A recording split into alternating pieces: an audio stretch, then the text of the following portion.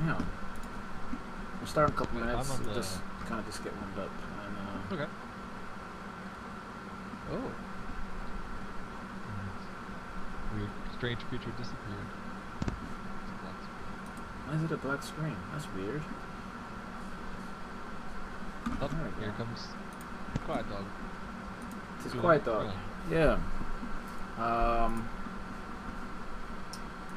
Okay. So we'll just kind of give everybody a few Don't tell me minutes. still hints or... I don't know what's happening. I don't think we have any kinks. Everything worked fine last time. Okay. So we should be good to go. Yeah. Mm-hmm. If we have anybody in here, thanks for coming. I'm Eli, aka Bat King, and my co-host, Toby Toon. Greetings, people. So we're gonna do some a few things different this week. I've got a lot of stuff coming up in the next month. We're gonna talk a little bit about that. And last week we worked on a commission, a pretty fun commission, which was an ink drawing, and I know I had enough fun that I wanted to keep working on it. So I talked to the commissioner and asked him if it'd be okay if I took it to color on Photoshop, and he agreed. And he might stop in tonight and say hello. So that's great. If not, you can watch the archive video here on YouTube. And but yeah, we're gonna be coloring that. So I'm gonna take. I've renamed Quiet Dog, by the way. Because he's in a new story, and he's midnight. I actually have some stuff to catch you up on the story stuff. So Okay. maybe we'll talk a little bit about that. Yeah, that's a big one. Yeah. I had read you an outline. I had read you an outline of, I don't know, 6-7 months ago of just the mythology of the world I'm putting together. And what I'm doing is I'm just, every major thing that happens in that outline, I'm just like I find the break for it, and then I just I'm just writing. The story. I'm writing a book. I'm not doing the comic or. Yeah, actually, I was having a hard time figuring out what I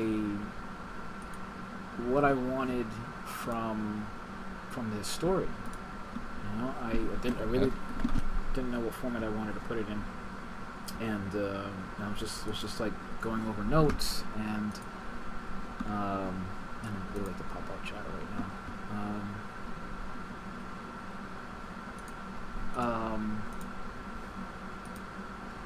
No, that's why that's not working. And I realized I was like, man, there's so much I really want to say, and I feel like I can best do that with words, and honestly, I'll get you caught up on that stuff. And I have a short prologue, and I think that kind of sets up the thing. But all right, so back to art. Sorry, you're gonna find out real fast that I get distracted pretty easily. Grab my stylus here. Dude, I've been in our conversations. Yo, yeah. Right, yeah. You're used to it. It's been years. You're gonna they don't have a form. No, not at all. Not Which at is all. Ironic considering the both of us are in the same business of telling stories. Oh yeah. It's it's very strange how we work together actually.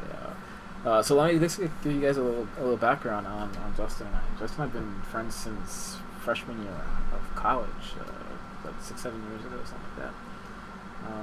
Yeah, about 6. Yeah, and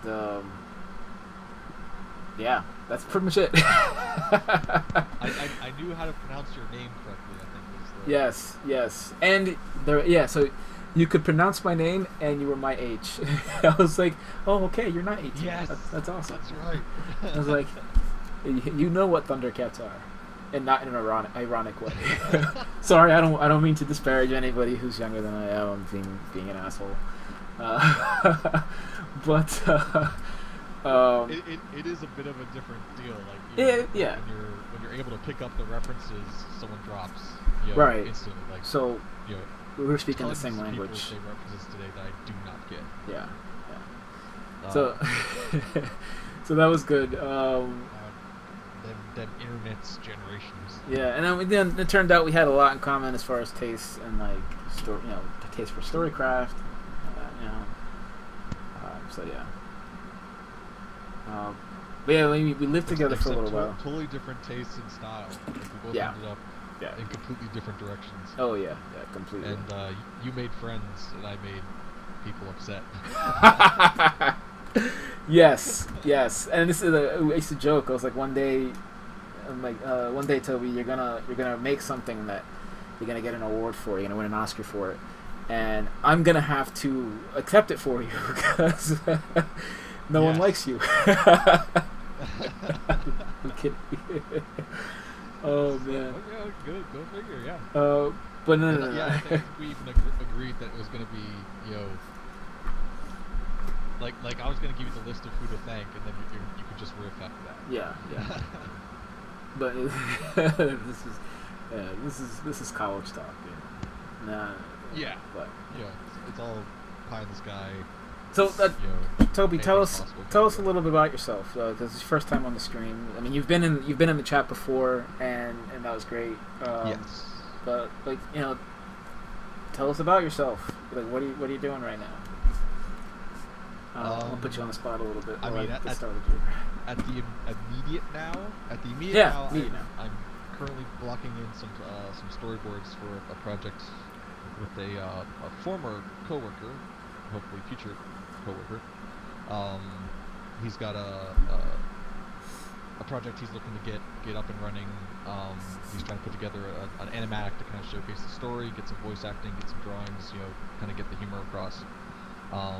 And he tapped me to do the storyboards for it. And cool. In general, that is more or less my career choice, is to board or to do sequential illustration. Things like storyboarding and comic strips. Not so much comic books, because that's a whole language that I just never picked up. I understand film language far easier. But at the core, I'm a cartoonist, a wannabe animator, animated on my own for my own pleasure. I work for an independent animation studio, and I absolutely adore all things cartoony. Cool. All right, great. Man, that's pretty much you in a nutshell. Professionally, I should say. Aside from the grumpiness and the angry man. Yeah. Yes, that's more or less me on a professional level. Okay. Because the grumpy man doesn't appear on my resume. Yeah, but it's gonna appear in this stream quite often, I imagine. So cool. All right, so we're looking on the screen. You and I are, we get along. True. Yeah, we do get along. Yeah. You laugh when I'm doing horrible. So. Yeah, I think it's hilarious. He's like, that's the most terrible thing I've ever heard. Which, I felt terrible having this idea after the speed dating thing. Oh yeah, we're gonna talk about that. We're definitely gonna talk about that. So before we move on to that, I just want to talk about what's on the screen real quick. As is my prerogative, and to the detriment of the stream, and I apologize right now. I had started a piece that I could work on the stream. And I got carried away in prepping the document and just finished it in one sitting. And this is the second time now I've done that. So I just wanted to show you guys what I did. This is a painting of Aphrodite for a Kickstarter I'm launching next week. It's a book project. I'll talk more about that later. There's a collection of prints that are involved, and this is one of them. And again, I really hope that I was gonna do this for next week's stream, because that's when we're starting the campaign, and I just got carried away and sort of finished it. So, but that's what I did yesterday, and But today, what I'm we're jiving on that background, man. thanks. I don't do a lot of backgrounds, and this one just kind of just screamed out at me. Adult, yeah. Yeah, so I was really happy with the way it came out. I've been playing Firewatch a lot lately, so it's like Grand Canyon-y, that orange violet stuff, and it just permeated the decisions in this painting. See, I'm getting very Ralph Bakshi, Lord of the Rings Oh. vibes. Mm. Like during that fight towards the end. Right. Oh fuck, I hadn't even thought about that. I haven't watched that movie in forever. So Same actually. I should do that soon. But what we're working on today is we're gonna color last week's drawing. So I just scanned this. So there's all kinds of schmutz on it. So I'll have to clean it up a bit before we get started. But I want to talk a little bit about my coloring process. So just kind of the prompt for showing this part on the stream. So a viewer last week had asked, what my color process seems, because in my previous streams I tend to start with the color already started. Like I'm maybe like 1 or 2 sessions away from finishing it. But I felt it would be a good idea. We both felt it would be a good idea if I at least show the beginning of the color process. Like coloring takes a lot longer for me than drawing, so like that would easily be 3 or 4 streams. But today what I want to do is just cover how I get to those first kind of swaths of color. Because I talked about building up a lot of the, I guess, brushstrokes traditionally with textures and tracing paper. So this is the drawing that I did last week for Misty Copeland, who is amazing, and I'm not going to get into that again because I gushed a little bit last week. But what I did was, originally my plan was to actually do the tracing paper part and then stream the digital, but I was like, I'm going to have to stop the stream and switch systems, and I was like, let me just do this now. So I did the tracing paper stuff earlier today. This is what these look like. And they're just marks that fall to that are in the design of the drawing, right? So I just lay them over the drawing and make marks that I feel inform the shape of it, the motion of it, and ultimately these things become the texture that is in my painting. I also have a few other textures that I have, the stock textures that I made that I use quite a bit when I need to kind of get a little more meat on the drawing. And this process kind of came from that problem, actually, from wanting more meat on my drawings. So,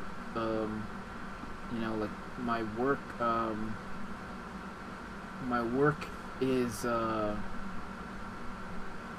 it's very line driven, and I wanted it to have atmosphere. I wanted it to feel I had weight, whatever. So this was kind of how I solved that. ACB, thanks for stopping by, man. I appreciate that. Yeah, I did get the video card. It has been working pretty great. I did have to reinstall everything because I felt I wasn't getting the performance that I was looking for, and that did work. It did the trick. Yeah. So thanks for the suggestion. Yeah, thank you. So where was I? Your process. Process, right? The whole reason why we're here.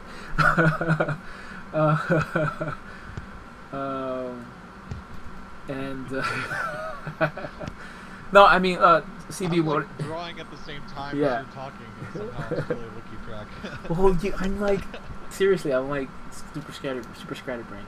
CB, what I mean by everything is the drivers. I did a fresh install. I uninstalled the old drivers that you had recommended, and I got a little more juice out of it. I'm still not super impressed with the card. Photoshop still lags in all the shitty places, but I think that's I talked about it with some other artists, and it just seems like that's just Photoshop. And I'm not gaming too much right now, so I'm not really seeing the value just yet. Maybe when I get whatever the hot new game is, Titanfall 2, that actually looks pretty good.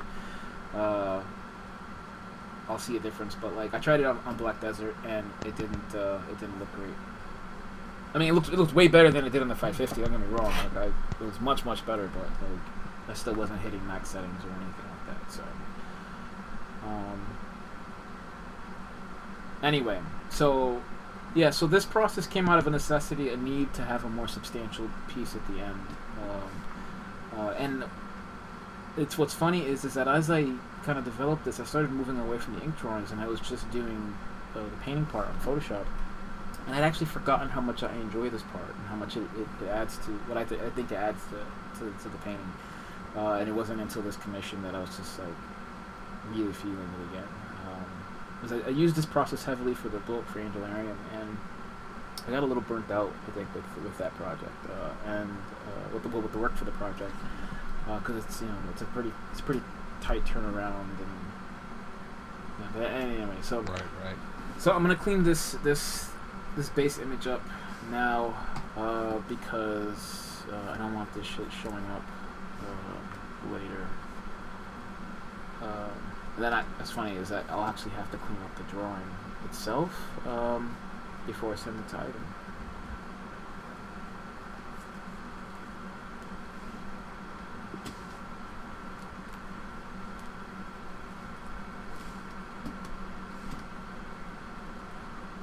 So this was scanned, right? This was scanned, yeah. Yeah. And I don't have the greatest scanner. I mean, don't get me wrong, I love it because it's medium format, so we scan up to 12 by 18. But the software for it is kind of junky, and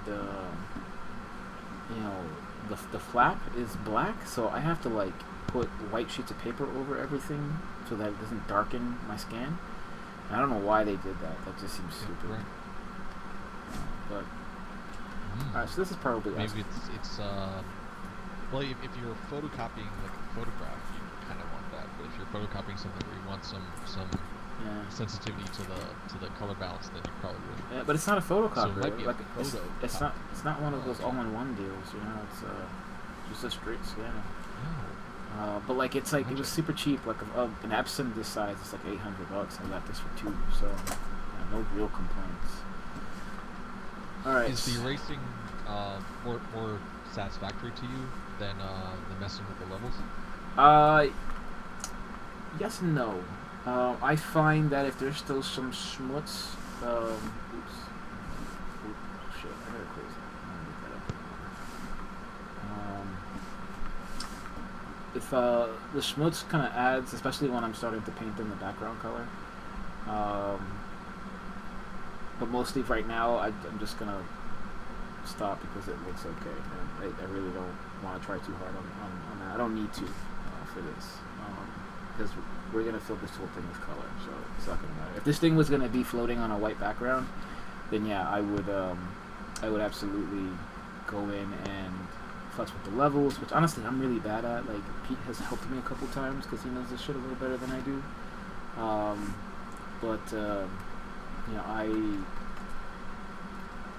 It's the part of the part of Photoshop that is an editing program I actually dislike intensely. But anyway, all right. So let's get these layers in so you can actually see what I'm talking about. So this one I'll actually just I'll blow the levels out on that because like this is like a blanket, and this is like not that complicated. So I'll blow the levels out on that. I'll even leave like the little X in and whatnot. That helps. I think it's Alright, and then you can start to, like I'll set it to multiply just so you can kind of see. So you can already kind of start to see where I'm gonna go with this. It's already got more form. Hey, we got Andrew. Hey, she butchered my name last night in her stream. I'm gonna butcher hers now. Andrea Sipple. She's great. Thanks for stopping by, Andrew. I appreciate that. I don't know how to do like the automated shout out thing, so if you want to throw your stream in your stream link in the chat, that would be great. Because her stream is amazing. I sat in on last night. Her community is amazing. Not that mine isn't, but like the engagement is great. It's actually really charming to witness. And Adam, thanks for coming back, man. You were here last week. We were just talking about you and how you were. It was kind of your suggestion to do the color process for the stream. I appreciate that. Thanks for the host, Andrew. I appreciate that. So Yeah, just clicked her name and. Clicking the name works. Her page. Oh, perfect. Yeah. Yeah. But does that And does it open a new window? clicked her name, saw her page, and saw your face. Oh yeah, she's Imagine my disappointment. she's hosting me right now. Andrea, I'm working on this is a commission, which was originally a commission for an ink drawing, but there was some interest in seeing my color process, and the commissioner also wanted to see. So I figured it's perfect content to stream. So Two birds, one stone. Two birds, one stone, exactly. And for anybody just tuning in, I have Toby Toon on the line with me. He's my lovely co-host. I'm never going to call you that again. I feel deeply uncomfortable right now. Please. It's not fair to lie to your viewers. Oh man. So yeah, we're going through the beginning parts of my color process. So I like I've mentioned before, I've shown the end of it because coloring takes me a lot longer than drawing. Because drawing took maybe an hour, whereas coloring will take me up to, like the painting I just finished took 12 hours, and so it's usually like a few streams worth. But I never show the beginning part. So here we are. So right now I'm transferring. It's again strange how different our process is, because like the drawing takes forever for me and the inking takes no time. Yeah. Well, actually, now you stop with the inking because you're doing the storyboard. So like for me, the drawing takes very little time because I'm not even like thinking about where I'm putting lines or anything. I'm just really concerned about where the noodly parts are, the positioning of the pencil marks. And then I make all those decisions with ink, and those happen pretty spontaneously. So it doesn't take too long. Like I did the pencil drawing and inking in about an hour. Yeah, Andrea, any help you want to give me on Twitch alerts, that would be great, because I honestly am still learning a lot of this stuff, and I would absolutely love the benefit of your experience. We'll talk about it in Slack, and we'll get something going. So I only knew that this was happening because I have to. Yeah. Like my social media game is not strong right now either. So I'm just gonna crop this. And yeah, definitely, I will shoot you a message on both Slack and Facebook, and we'll figure something out. All right. So right now I just want to get these layers in. So like this pen marks look more like my pencil drawing than my game is not strong, full stop. Why must you troll me so hard, CB? God, you're like my nemesis here, man. So yeah, my pencil drawing looks a lot like this. I'm just scribbling. And then I go over with the inks and make those decisions in real time. All right, so and Toby, you'll appreciate this. I learned this process from our teacher, from Joe. Deal? Yeah. So. Real? Yeah, remember that? I did. That dude was like master Photoshop guru. Oh yeah, that's his bag. He's just like, you give me 6 pictures, I'll do the fucking 6 pictures of anything, and I will give you a representation of the Last Supper with Jesus Christ and everything. All right, so it sounds like we're getting some static on your end, Toby. Looks like you're about to start roboting. If you want to go ahead and reset that, I can wait patiently. Photoshop.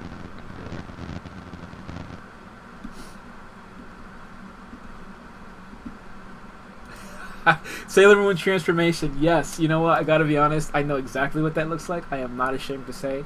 I do really enjoy. I enjoyed Sailor Moon 20 years ago. This is actually a drawing of Misty Copeland. She's a ballerina. I'll bring up the reference image that I used. So that's the reference that I used for this.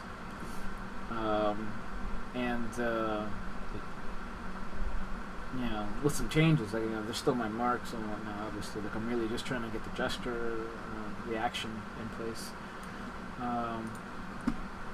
God, that pose. I know, right, man? You should see, like, every photograph of her is stunning. Like, she's amazing. Like, just amazing. I can't deal with it. So, like, when I got this commission, I didn't even know who this person was. I was like, I looked her up and was like, fuck. Just to make her story, like her professional story, was just like being told she wasn't going to be successful, and see, I'm going to start gushing again. Oh man! If you want to hear more about me gushing about Misty Copeland, you can listen to last week's stream in the archives, because man. All right, so at this point, what I like to do is I'll start kind of futzing with the level, so that, because like right now that middle layer is a little too dark. And so both of these layers are a little too dark. Oops. So that's alright. And I'm also going to pull in some of my stock textures. Which again, I always make it the point to say that when I say stock, I mean like this is my collection of textures. I made them. I didn't download these from anywhere. I love making textures. It's like making art it's like sketching, you know, because it's just for fun. But then they have use later on. So I'm gonna go to my monotypes file, and I kind of want to find. It's funny that you don't do that with brushes. I tried that. Kind of get a kick out of that. With No, I did actually. I like them less. These are the ones I made with brushes. Oh, okay. There's an organic quality to the monotypes, an atmospheric quality that you can't get in Photoshop. Like this image, like there's dimension to that texture. You know, like you can see where the paint layers and that kind of thing. And you'll see it in a moment when the screen catches up. You can't get that in Photoshop. Oh man, Ivan's in the house. So Ivan is the commissioner. Again, thank you, man, for the great assignment. This has been super fun. All right, so what I'm gonna do? Art exists. Yeah. So what I'm gonna do is I'm gonna try to find one of these sections that kind of fits, you know, the energy and the gesture. And I already see a couple that feel appropriate. There's the other one. This one's got kind of an explosive quality. And this one too. All right, so I'll open all four of those. I try not to open more than 4 at a time, so that I don't get too. Because I can do this all day, just like fuck with layers and whatnot. So let's start with one. I can close that now. Close this now also. Alright, so where do we want to start? Let's start with this one. This is a nice neutral one. That's already pre-filled.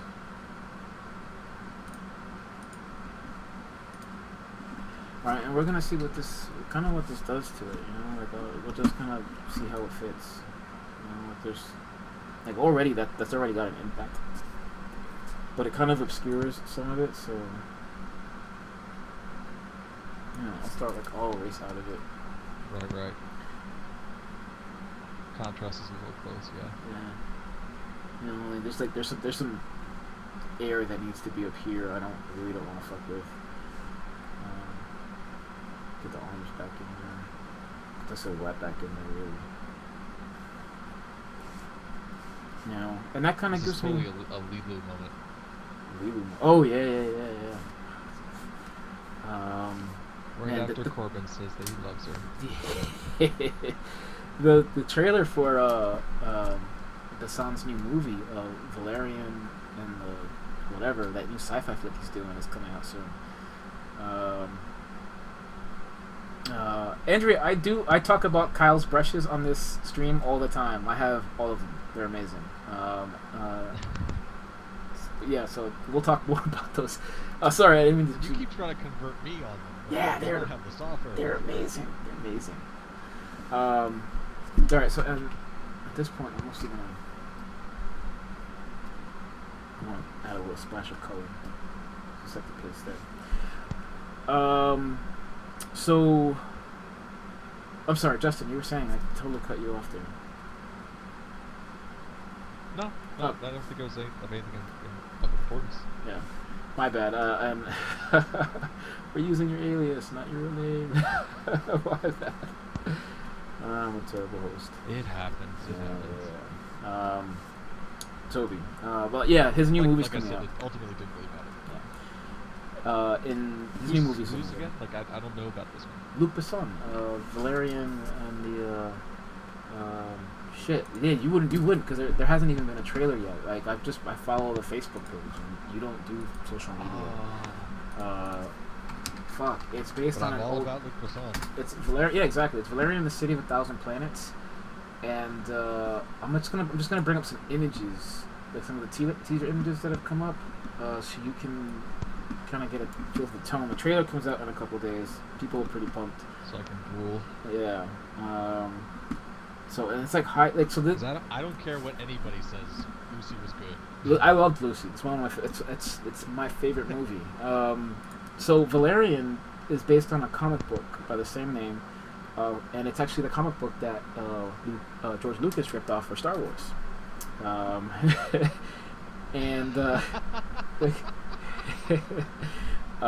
so much so that the comic artist put Han Solo and like the entire core crew of Star Wars in the comic to call George Lucas out to see if he would like follow DC. And Lucas said nothing. Like he just was silent on the whole thing. So there's a lot of drama involved, but That's amazing. But this comic, this thing, so this is a still from a comic actually, which is fuck. Look at that, it's gorgeous. I just picked up a few of them. I can't. Is it not showing you on my screen? Oh, it's got to catch up. It's got to catch up. It's gotta catch up yet, Yeah. but I can't comment. Yeah. So I'll remember that to move so quick. Oh god damn it! I know, right? So, so I'm very excited about this movie. It's like if Jeff Darrow could do like proper color temperatures. Yeah. So and these are the main characters, and like Luc Besson. So anyway, I'm really excited about this. Man, I just keep busting off on all kinds of tangents. I almost just shut down OBS. That would have been a massive mistake. So let's get back to work. Sorry, guys. I'm a little scatterbrained today. I need my tea. All right. So at this point, because I lost a little bit of the thing, I'm gonna duplicate this layer and move it a bit. Help kind of fill out some of. Oh, look at that! See, that's what. Look at the dimensional aspect on on this thing. Sorry, I keep glancing up at chat and I'm like, let me see something funny. Yeah, this adds a measure of dimensionality. Like, Yeah. look how that adds to the thrust there. No, it's kind of like how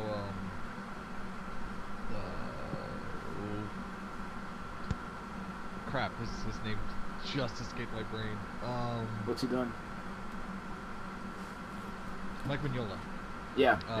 Like we're like he he expressed how depth can. He expressed in his work how depth can be conveyed in just 2 layers. Yeah. Background, foreground. Yeah.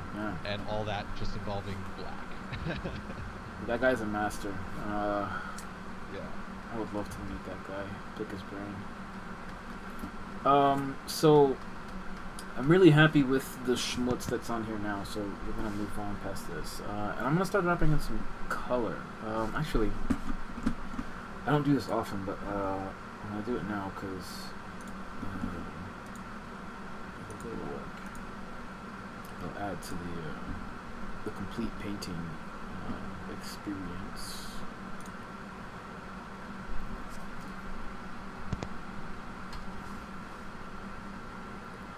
I'll work on a somewhat neutral background.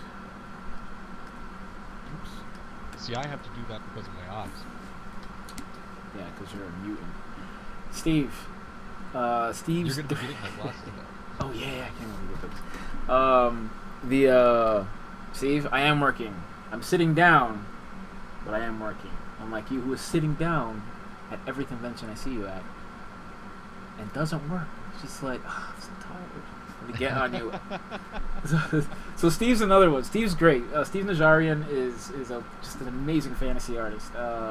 Steve, he's also streaming every so often. If you can click on his name and go to his page, or Steve, if you want to throw a link to your Twitch stream, please do so. Or your website, stuff's great. This guy should see it. And I think I don't know if Andrea put her stream her link in, but Andrea, you should do the same. You both have incredible work.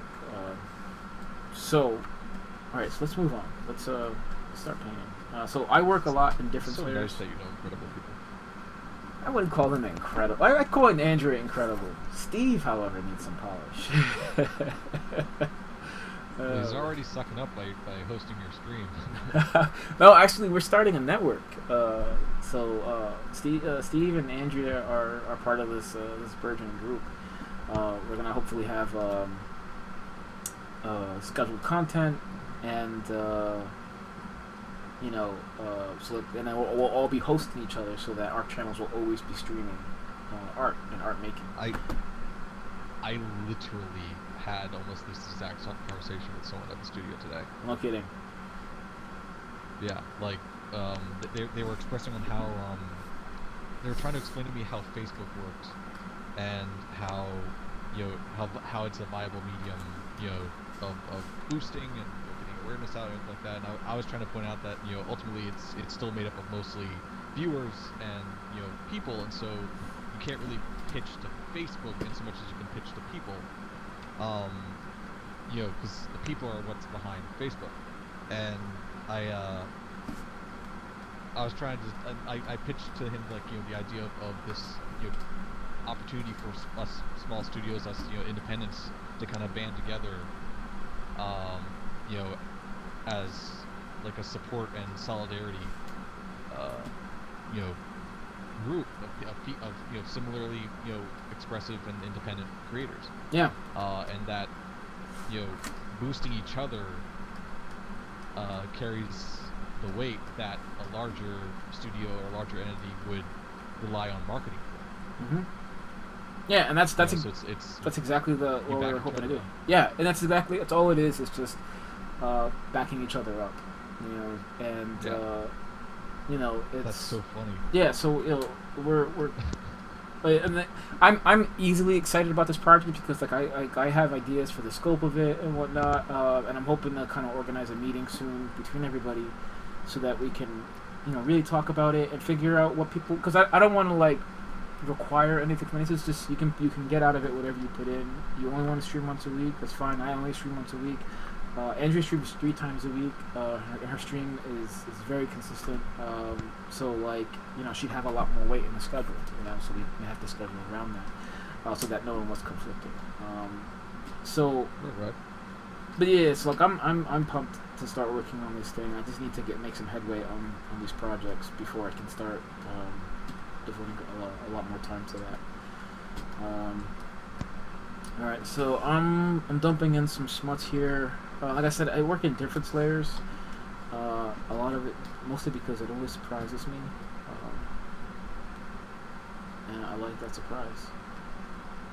And it's because it's really like oil painting in that regard.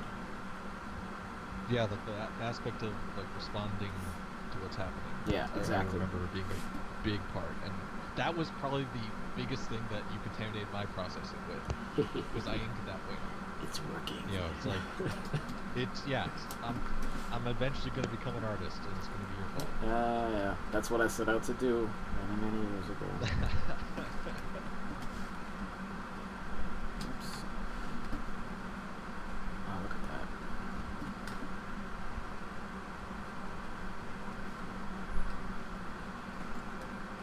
So yeah, so there's a number of fun things that happen with different layers, different slayers.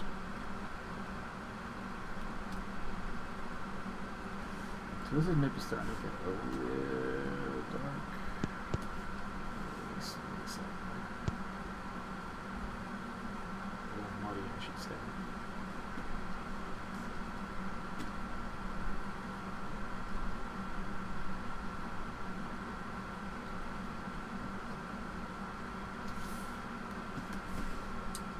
Yeah. So yeah. Yeah. So Valerian's one of those. I feel like I might cry when I finally watch the trailer. I've been following it for a year now. And like, so I'm in New York for New York Con, and I end up at some apparently big deal comic shop, and they had a bunch of the old Italian versions. You know, like in like a a used box. It was like they're like $1 a piece. I was like, yep, I'll take these 6, right? And then so I go back to the con and I'm working the booth and I'm there with my booth mate, and he comes up and he's got like a hardcover version of one of the books. I'm like, dude, where the fuck did you get that? Oh. And he's just like, oh man, Luc Besson is totally downstairs. He's signing them. I'm like, what?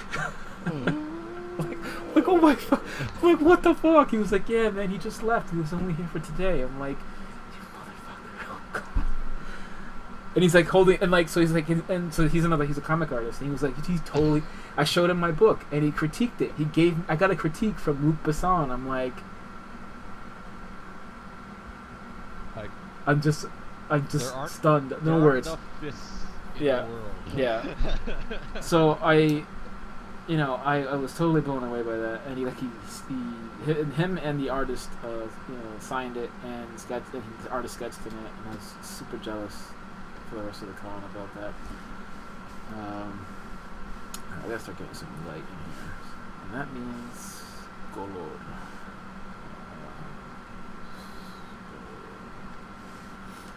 Get out of this shit brown. Oops. If the color you put down is the color you selected, you know you haven't selected your different slayer yet. So, it's a pro tip, ladies and gentlemen.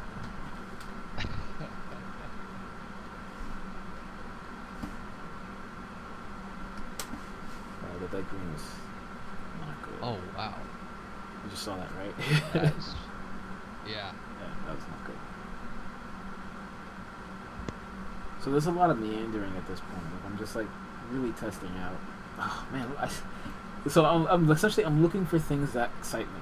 So like this line here that I'm circling, and you'll see, and just Toby, you'll see in a moment or two, is exciting to me. Like I feel like that fits my drawing a lot, and whereas the rest of it is not. So I'm just gonna like kind of erase out of it until it gets to a point that I'm happy with.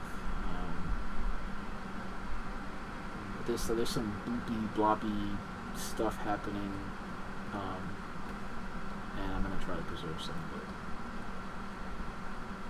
But yeah, this part of the painting is a lot of meandering and just finding things that excite me.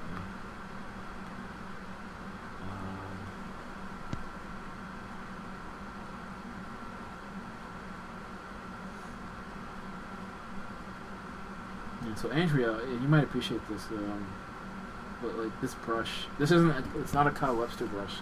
I don't know whose brush it is. It is somebody's brush. Like I got it from someone, I don't remember who, but this is my favorite brush. For everything, for all my paintings this way.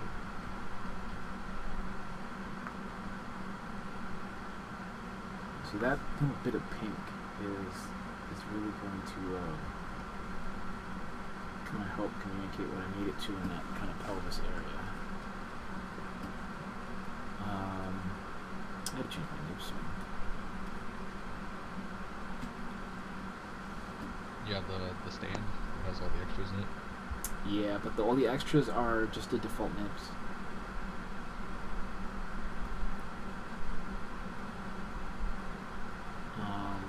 I don't know like how much pressure you're decline, but like I feel like you could have some fun exploring the different nibs. Oh yeah, we talked about it, and I intend to. I just Yeah. it's so rarely on my mind, you know. Like I'll go to Best Buy and like I don't even think about it when I go to Amazon. Um, uh, but I wouldn't mind one with a little more kind of drag, because like I'm working with the Cintiq and Well, the glass the protector. felt one, the gray felt has probably the most drag, and in my opinion has the largest range of pressure sensitivity. Um, like trying to get a smooth transition from uh light pressure, almost white to through all the gradients to black. There's a lot more forgiveness in the felt tip Okay. than in any of the other nibs I've tried. I haven't tried the I guess it's the stroke nib or like I think I have the flex, but I don't have the stroke. Um, but yeah, like the felt one, has a much more consistent pressure range to it. Okay. I mean, and the surface, it's actually got a felt tip, which has quite a bit of drag on it, With which the is Surface Studio. Oh, that's right, because you got a chance to actually play with that thing. yes. Yeah. The Surface, in general, the Surface Studio and the Surface Pros all use the same stylus, Okay. which is to its credit and also to its detriment, because it's like, okay, you don't have to buy a separate stylus, for the device, because it's going to come with, the stylus, and if you're like me and you like switching up nibs, I use two styli, because I like being able to switch Is my it nibs on the Styline? fly. Is it Styline? Both, I guess, are acceptable. It's like, Okay. stylized just sounds cooler and makes me seem smarter. My phone is ringing. It doesn't. No, it doesn't make you sound cooler, man. Sorry.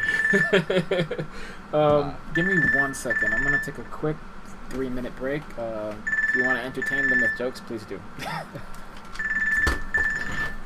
give me too much credit. I work in cartoons. I'm not here to be funny.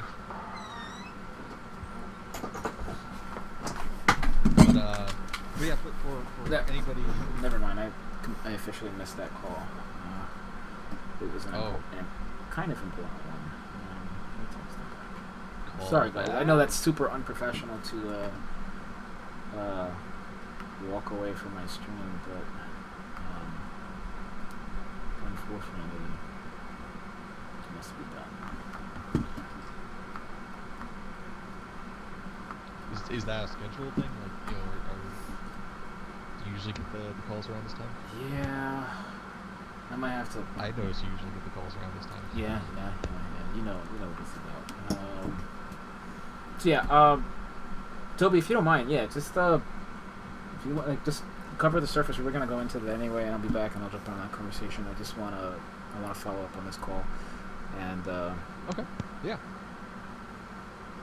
yeah, Andrea, I need you to be my Twitch guru. All right, like help me help my Twitch viewers not hate my stream. So we'll talk definitely on our appointment. But I will be right back in about 5 minutes. All right.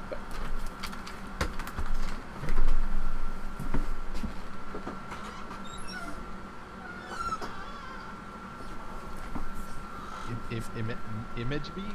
I'm not familiar with words. but but yeah, like in general, I'm someone who prefers, you know the different sensations of working with the different tips for the different styluses, and hate having to pull them out and swap them, uh between uses. So the good news about the Surface line is that you have a stylus that works for every other surface, and they all they all start with the same felt tip. They sell a backup pen that comes with a box of nibs. They also sell the box of nibs separately, which I think is like, I want to say maybe $20, 10 or $20 for the pack of nibs, which is not awful. But it's the different nibs are both different textures, different hardnesses, and also different sensitivities. Like the hardest nib tended to be really slick, and also tended to pick up a little bit more of the pressure controls. The pro con of the Surface line is they don't really have as robust a software support for the stylus itself. There's I think one see, and like my complaint about the standard stylus, Steve, is like all the clerks are telling me that I would get 6 months out of a stylus on the battery. And I'm like, okay, well, when you say that, how often are you using it? Oh, this is like regular use. I'm like, okay, define regularly use, because like I would probably be using this, 18 hours a day. And they're like, oh, well, yeah, you'd probably get through it in about 4 months maybe. I'm like, right. So the biggest hurdle to me about making that plunge into the Surface was the battery life and the pressure sensitivity. The Surface software, the sensitivity curve isn't that great. And the battery life, you can buy a rechargeable battery, which one of the clerks was very kind to actually price check for me, like at the store, which is very nice. But the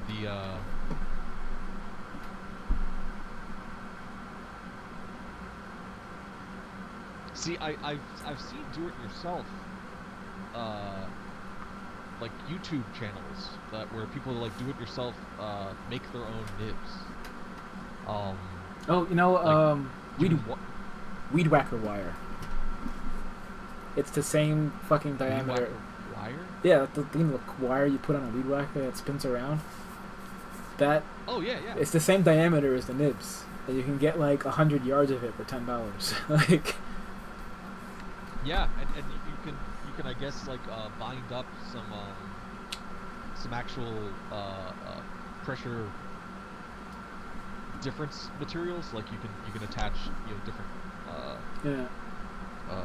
materials, like I recalled seeing some people make very very short bristle brushes. There's just to give that little bit of softness to it. Yeah, I saw a video. Somebody used a sanded wooden toothpick, and apparently it feels just like a felt nib. And I was pretty blown away by that. Yes, I actually think I saw the same thing. Just like something like that works for Wacom devices. I wouldn't put it past similar things working on the stylus nib.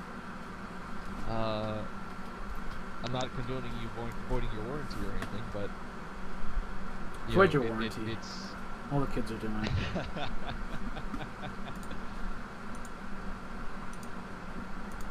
But yeah, like the different nibs do affect the pressure.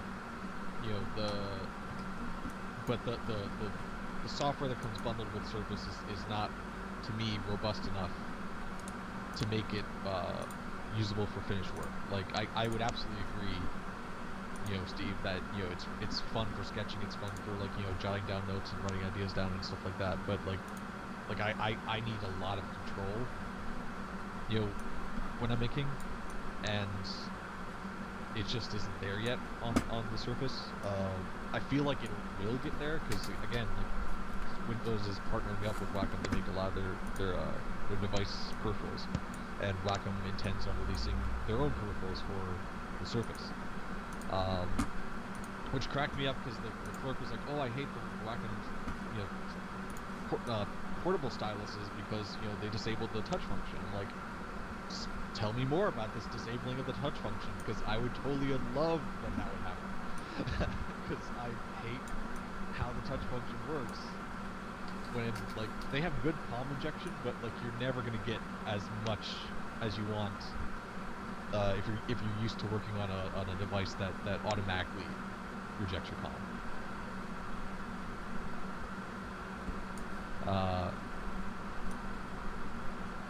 Was it the case that held the felt tip, or was it the actual felt tip itself that broke, Steve?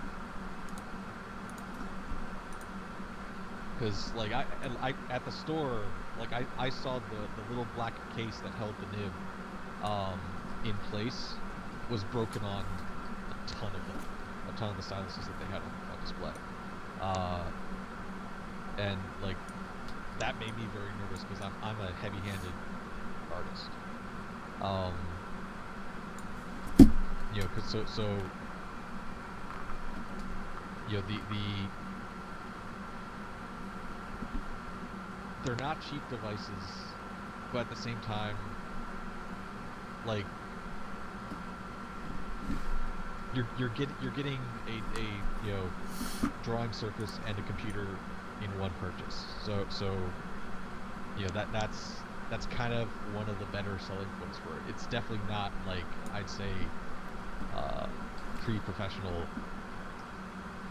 materials. Like they're far too expensive to be for anything other than professionals.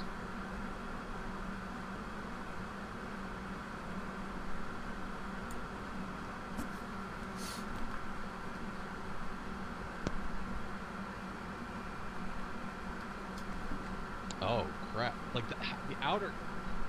What'd you drop it on? Like, I thought that was supposed to be like aluminum. You've never met Steve. He could break just about anything. He's see like so many of the reviews I read when I'm like looking into like you know these kinds of devices, and I read those reviews. I'm like, oh, mine lasted you know a month before I broke it. I'm just like, how like are you traveling with it? Are you like sitting on it? Like I had a friend you know who had an iPad that lasted a year because someone sat on it. We got the obligatory. Not, she that's didn't what she sit said. on it. You know.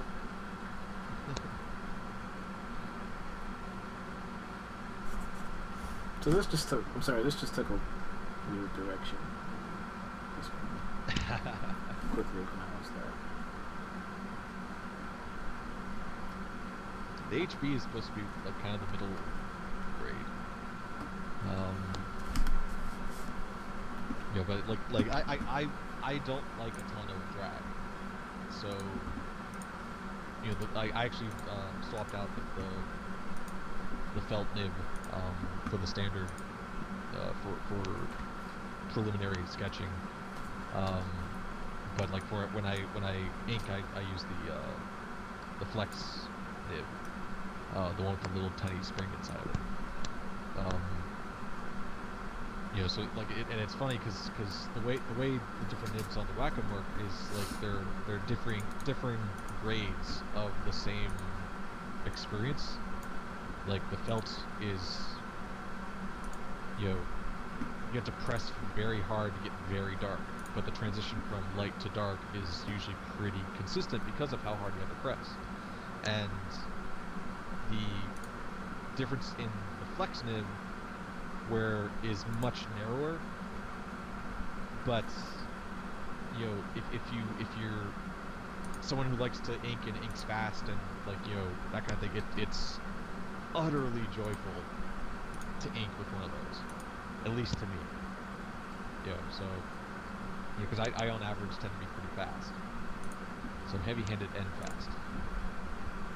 So when do I get any work done?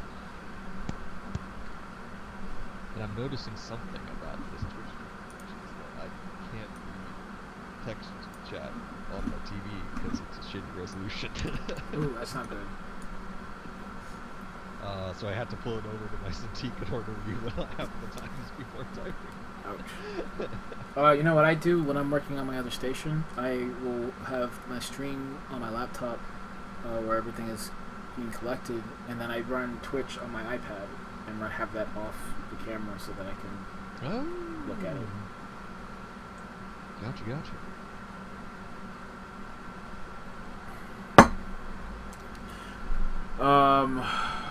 Yeah, it would fall in the nib or the eraser because of the weight differential on it. Yeah, that makes tons of sense. No, and the Surface actually has a couple apps in the App Store that can allow you to make custom keyboard shortcuts. And have them displayed on the screen. So like 3/4 of your screen has been taken up by the software, and a quarter of your screen is taken up by a makeshift numpad that's like got 20 keys on it. That was very cool. Because on a tablet style device, I'm a huge fan of the buttons that are on a lot of these devices that Wacom releases, because like I bind everything to them. I'm one of the few people I know who keep the button on their stylus, because Eli, I know, rips his out. Yeah, I hate that. Actually, I don't. I still have it on this one because it's for the Cintiq. Okay. But man, fuck, do I hate that fucking button. Sorry, guys. My rage knows no bound for this button. No, and you were pretty stoked to get your hands on the Surface Studio. Yeah, I think it's going to be a personal experience event for you to know whether or not it's for you or not. Yeah, I'm excited to finally do that. I'm gonna be in Boston sometime this week, tomorrow, and I might have some time to just go fuck off at the Microsoft store. They let me sit in on that thing for almost an hour, and like they were super chill about it, super cool, and like because it's an important thing, to be comfortable in, and like I personally can't see it replacing my Cintiq, but I could see it replacing my Mac Mini, very easily, in fact. Yeah, I like the footprint of it. Like right now I'm working with like the 32-inch TV, the Cintiq, the keyboard, the mouse, the tower, all this stuff. Like it's a massive fucking footprint to just do my job, and I feel like I could simplify my whole shit with this one station. I just need it to function as good as my computer. Man, I'm actually really kind of excited by what's happening with the color on this. This is feeling very. But I'm gonna say this in a non-bullshit, diminutive kind of way, which is not normal for me, but it's feeling very postmodern. But in a good way. I feel very post bullshit. Yeah, post bullshit. Oh fuck, that's the quote of the stream right there. I'm feeling very post bullshit with this painting. I'm gonna type that so it's saved for posterity, so because the chat gets saved.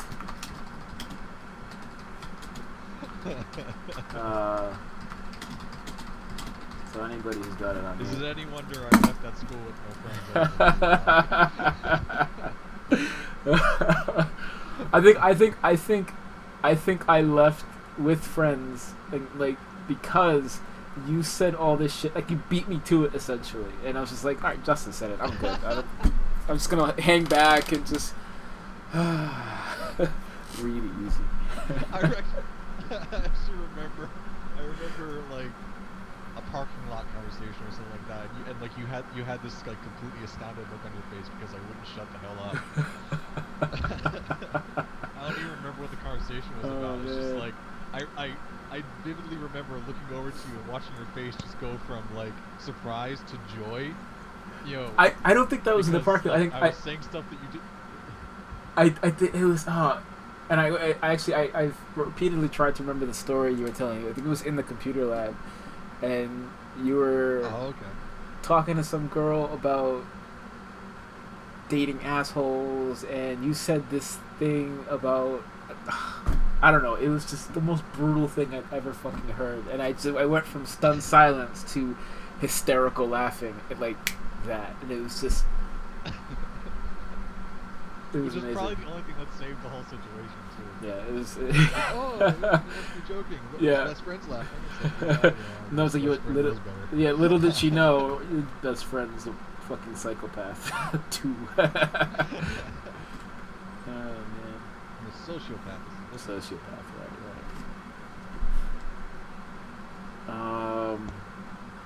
Yeah. So I am. Oh, that's too dark. I'm actually really feeling what's happening.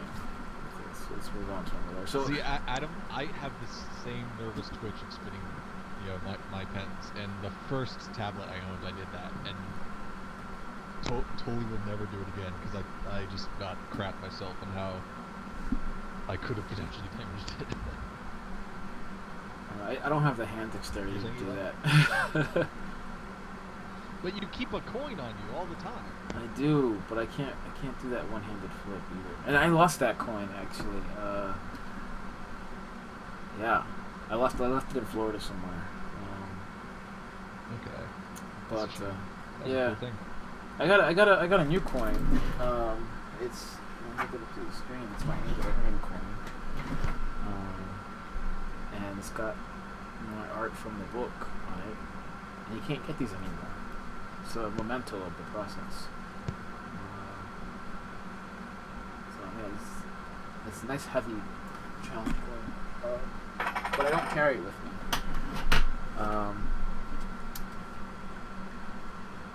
I carry with me chewing gum and a 9-inch blade.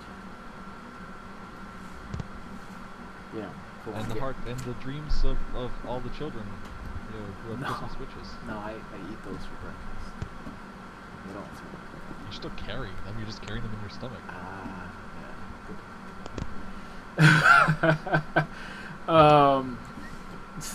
This stream's gonna get fucking weird. And we just let that hang. Yeah. There for way too long. Yeah, like oh man.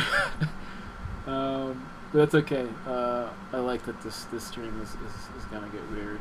And my art's weird, so it fits. And every so often, I'm gonna try to get Justin to stream his work because this stuff's actually pretty interesting. But he works. You work under a lot of NDAs currently, right? There's a lot of stuff you can't show for your work. Correct.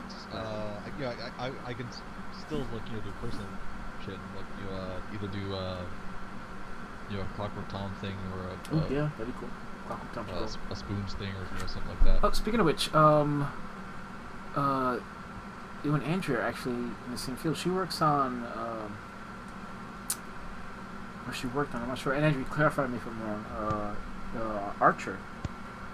That cartoon. Yeah, I'm not sure what she does, but I know they just won an Emmy. I saw a picture for holding it. So you guys might be able to talk some shop. Yeah. Those guys are the big old caps. Archer. Archer's got a good track record. They're. I will definitely say that the quality of the writing for that show is pretty on point. I've actually never seen it. And the editing is good. Where like the general gag for a lot of the editing is to cut to a scene that finishes the sentence. Yeah, So like someone will say something and then like the sentence won't end in that scene. They'll instead cut to another scene in which the sentence will end and they'll be talking about something completely different. Yeah. And it's a really clever mechanic. Yeah, I've seen one episode, I should say. It's not really my taste. It's not really mine either, but like I'll catch it every now and then. And I know I did laugh. The last girl I dated absolutely adored it. So Yeah, I ended up watching quite a bit.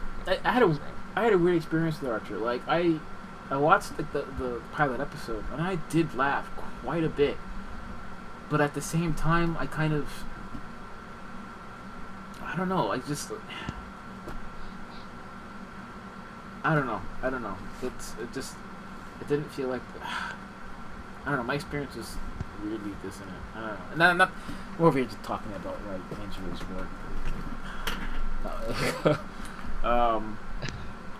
No, like this is just literally the content of the show itself, not the style of the show. Oh no, I was talking about specifically what Andrea does. Like what Andrea does, just unacceptable. Mm-mm. It's just not good work. Nope. Oh, she's. Honestly, we're gonna have to redact that. I run for the same shit the studio I work for. Like I have so many different, opposing emotions about a lot of stuff that we do. That's funny. I am also a South Park guy. Yes. Yeah. The new season has been amazing. My god, the new season. I gotta get caught up on the last 10 seasons. That's why I haven't got caught up, because like every season it's like one more I gotta catch. No, and dude, this season you're better off waiting. All right. Because it's been an entire like single arc roller coaster. They've taken the Black Friday gag they did last season, and which was like four episodes or something like that. That was all like referencing Game of Thrones, and they made like a Game of Thrones like epic around Black Friday. And I think I remember reading about this. Like, yeah, and the it seems like the more later they get into these seasons, the more they're like tackling way larger storylines. And this same storyline began last season, like mid last season. Interesting. They replaced a bunch of characters. A bunch of other characters got into different jobs and different gigs, and like you had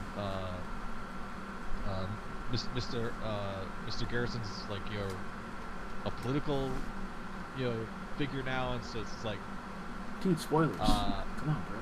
Not cool. I'm sorry. Just... No one watches South Park to like be surprised. Like the writing is too good to be surprised. But yeah, this season has been truly astounding, and like the good thing about that show is the fact that because the quality of the writing is reflected by the events surrounding the show, i.e. the real world, because they can do a finished episode in a week. They in fact, that is their pipeline. Like, so they could stay totally current on the goings on of the world, right, and be completely relevant every single time. Oh dude, again, that background, I'm totally digging it. Total fucking accident, but like it is pretty delicious, yeah, isn't it? yeah. It is pretty nice, yeah. Sorry, that it's funny. Like, I'm talking about nonsense, and then you get distracted by work, and you're working and then getting distracted by nonsense. But yeah, like the show is pulling no punches this season. Yeah, I gotta get caught. And I am. It's the only thing I'm looking forward to post-election, because everything in the season has been about the election. Yeah, that sounds exciting. Everything. So it's just like, okay, I don't have much to look forward to after all said and done with this thing, but you're breaking up again. I have South Park. Thank you much. Alright, Toby will be right back while he fixes his mic.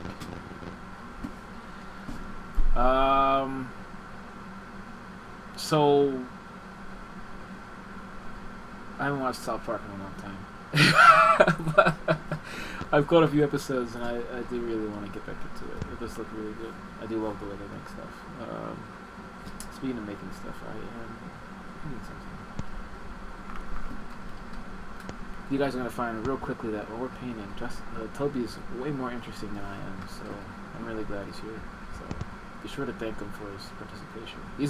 I'm hoping that he enjoys it and that he will be back every week as my co-host. I remember, you know, you and I went for, I want to say, almost a month and a half without ever touching base with each other, and we both agreed that it was because we didn't have anything to talk about, you know, and you know, we both apologized to each other, and it was like, oh yeah, like, I'm sorry, I had to think each other, oh yeah, like, you know, nothing's really been going on, and then like, this and that, and then I think we ended up talking until like 4 in the morning. Yeah, that same conversation. It was just like I didn't feel like we had anything to catch up on. But here we are 10 hours later, still fucking talking. And it was that conversation was like, yeah, we're not going to let more than a few weeks pass. Can't let more than a week or so pass. So if anybody tuning in, like, Justin's my best friend. Again, also an accomplished artist, so like it works out. We get to kind of just bullshit and talk about, you know, whatever, and then still talk about art. And you know, all the stuff that matters. And we have every some. Once in a while, I get an epiphany moment. That Yeah. I have to share. And likewise, I'm like, we'll be like, dude. So I'm sitting on the shitter today, and I'm just, it just hit me like, and I'll talk about essentially what happened in my last bowel movement for 2 hours, and like how it changed my life. So like all of them are that way, dude. All of them should be that way. All of them should be that way. Adam, thank you. I'm really excited about these colors. I hadn't planned this. I hadn't planned this at all, and I'm really happy that it's working out the way that it is. We'll see where it goes from here. I feel like I need to get a little more clarity back into the. Oh, you know what I might do? Check this out. Fuck. If this works, this piece might just be done. Give me 1 second. Oh, you know, I might have to do this in a different layer, a different file.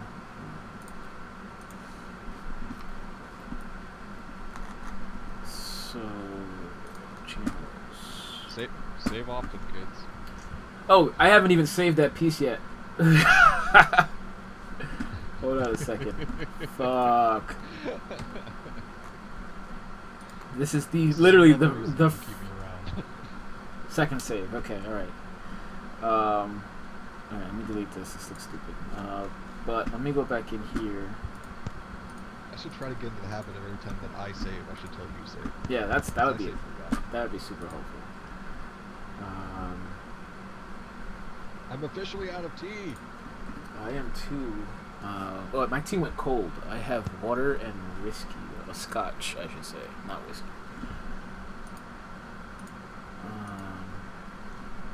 Oops.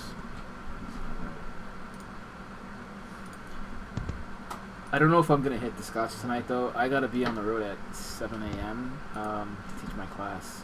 So. I was gonna say, dude, if you got into the scotch, I'd get into my root beer, and then I would just end up like burping the entire stream. Then shit gets really fucking weird in the stream. Oh man. Sugar does weird things to me, man. Oh man. Scotch does weird stuff. Why avoid it? It's funny, but Scotch makes, you know, my brother do everything better. So. Yeah, your brother's like, he's an alcohol savant. You know, like. Yes. Yeah, that's just. Yeah, see, look at that. When it catches up, I think I'm onto something here. It still needs a little more work, but.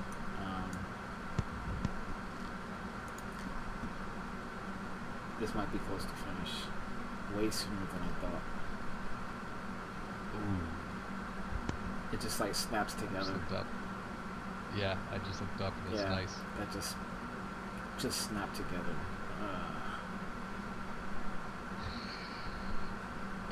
All right, guys. Thanks for tuning in.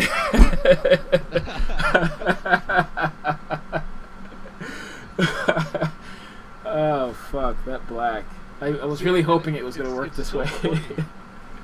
It's so funny how how possible that becomes like in digital media. Yeah, You yeah. know, where it can literally just be a pop moment. Yep. It's just You know, a surprise. yeah. I yes, Ivan. I'm glad it was as good for you as it was for me, buddy. Oh fuck. I'm No. just lucky that my TV's all the way across the room. Yeah, you don't want to see what's happening on my side of it. I'm gonna turn my camera off for a second. Oh fuck. No, and yeah, and you're right. Like, if working digitally does that, it's there's and I try to push that as much as I can with the difference layers. Like, there's usually something that surprises me. I don't have a great deal of if I don't feel like I have a great deal of control, and then I'm like I can try to make the best decisions that I can, but like that only goes so far. And that's not to say that Photoshop automates anything or is doing my job for me. I don't know. Every stream every stream I talk about this, and I just feel like it always comes out wrong. And like one day I'll get it right, but like it was a couple streams ago. Me and one of the viewers were talking about how like you'll do a piece of work and you look back at it the next day and you're like, I don't know how I came up with this, and that's kind of a weird thing to talk about out loud, because it sounds like you're tooting your own horn or bragging, and it's really it's not the case. I'm not bragging, I'm not like marveling at my own genius or anything, because it's not that. Like, well, it feels like this comes from someplace else, and and it's for me and him. This is what we connected on that, was that it feels like almost a spiritual experience, that we're channeling something. Like you actually, it's so opposing to the idea of being overly full of your own self-worth about it, because like you almost feel like you can't own it because you weren't there for the creation of it. Right.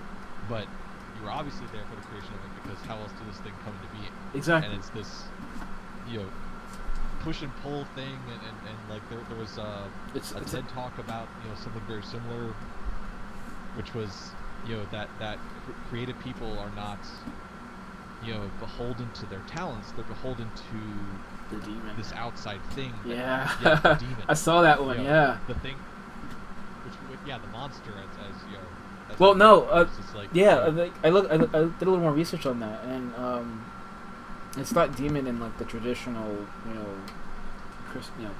Catholic sense of the word. Oh yeah. But think of it like, actually who uses it? Yeah, it's like an Oni who uses it really well. The guy who wrote the Golden Compass, Pullman. Yes. The animal companions he writes about in those stories are in his story that like except they're tangible in that world, and they're there to help guide and whatever,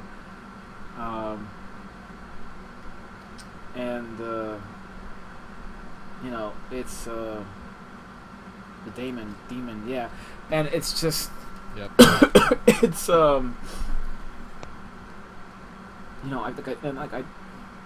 I feel that with my work, like when it works, when I'm not struggling, when it just happens, this piece and all the way through. It's like that was watching you just kind of putting things together without really any kind of a plan. Yeah, and like and that's okay, actually I'm gonna at this point, like, I feel like I'm just polishing somebody else's idea, and for the most part I am. I mean, this is a drawing of someone else, and like my opinion I think is informing that, and and that to me is like the biggest missed opportunity for a lot of artists who start out making work for people. So I'm reading up on a subject right now that I think is related to the story that I'm working on, and but it's the bicameral mind. And what it is that the theory is that at a point in human history, no more than 3,000 years ago, the human mind worked as such that there was the mind in which you could think and reason and whatever, but there was a chamber in your mind that would give orders, would tell you what to do, and the other part of your mind would just would obey and execute those orders. That theory is the basis for why people thought they were talking to the gods or interacting with muses, inspiration, and that kind of thing. And I found this was super interesting. I actually just ordered 3 fairly expensive books on the subject, because like I'm fascinated by it, because it sounds like it falls into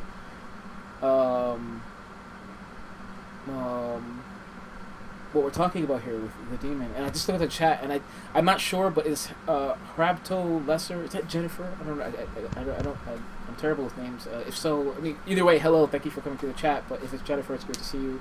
She's a local Rhode Islander, and I appreciate coming by.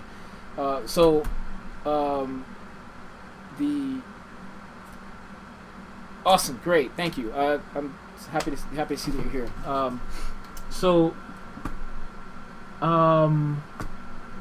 This idea that there's something in your mind or outside of it is but somehow still a part of you. That you're still that's a part of you. Okay. That it's a part of you, but not you. If that makes any sense. But like the whole thing super fascinates me, because like I feel like that's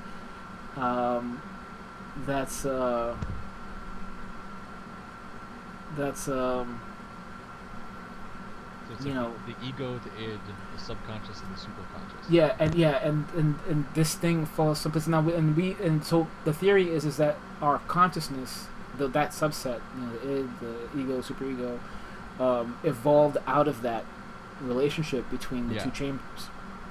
That and that was impacted, and that happened because the way we interacted socially changed. I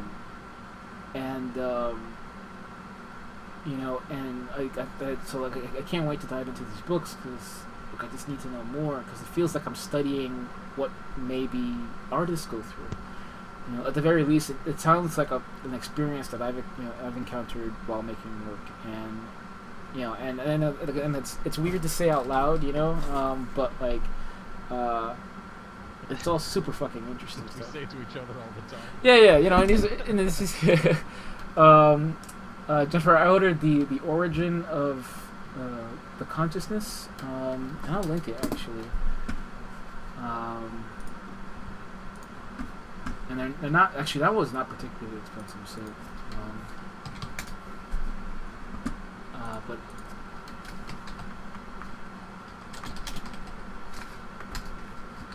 the breakdown. Actually, by the way, Eli, I never did tell you, but I did finish Anthema. Oh, how was that?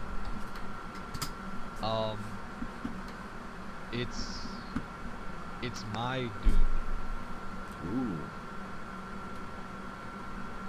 So, the all the problems that my brain struggled with Dune, and like the way it was phrased and the way it was worded, and like the structure of the tale and everything like that.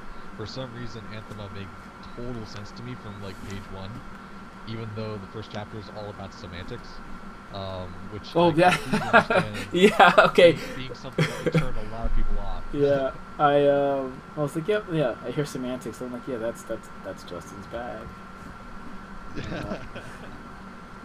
The entire book does not stray far from that. But it deals with a lot of philosophies and processes that I don't necessarily subscribe to, because again, like I feel like if I subscribe to it, then that means that it kind of like dictates how I live my life. But there are thoughts that I think about, No, sure. and and it was funny because I ended up actually like listening to the audiobook version, and ended up having to make a bunch of trips back and forth from where I live to where my parents live, and my mom was with me for each trip, and she's like, oh, she's missing like half the book, and I have to like backtrack and like explain all that's happened, and every time she gets into the car with me and I drive somewhere else, she's being a total sweetheart, let me listen to my book, and the whole time she just like eyes glazed over. She's like, I don't understand this. Like, I mean, the book's like I didn't realize the book had jokes in it. Like the jokes aren't there until after you realize that they were there. I'm like, yeah, this is again kind of the way that it works for me. Is that nothing I say is a joke until someone laughs. Oh man, that sounds like such an isolated way to like, just like, why are you laughing? I meant that. Fuck. Oh my god. But yeah, I totally dig it. It but I can understand it being of limited taste to other people, especially since Stevenson's other books are way different than it. Like I finished Cryptonomicon, and I'm currently rereading Snow Crash. Oh man, I love Snow Crash. So, but yeah, like I still more or less stick to the non-fiction. How do you feel? My regular books. Toby, and you stick to the non-fiction on the regular books. Actually, haven't touched any fiction in quite some time. I've been reading a lot of psychology lately and history. Right. So I'm Hispanic. I'm Dominican, and my Dominicans have ancestors that aren't Dominicans. They were wiped out with a lot of other races during a period of time, and but like they weren't wiped out through war. They were bred out. And they're still Dominicans who practice a lot of those practices. I don't know how accurate they are or whatever. But anyway, I got super curious about the mythology of those people, because like the people that I at least in part come from have deities that aren't Greek, that aren't Christian, that these things that we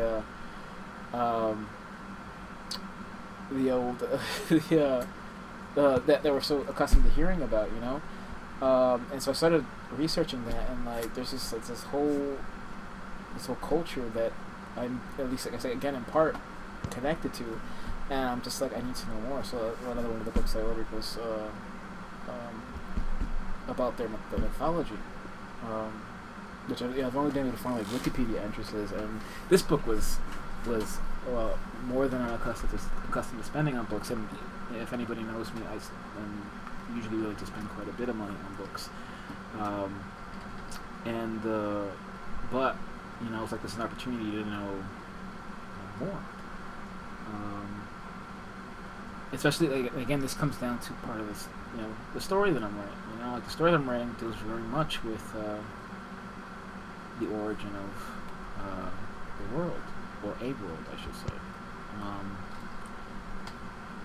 and knowing how my own culture was structured will hopefully help with that. Right. And D. Feinstein, you're right. You did deliver all those books 3 years ago. And I started the first one. It's okay.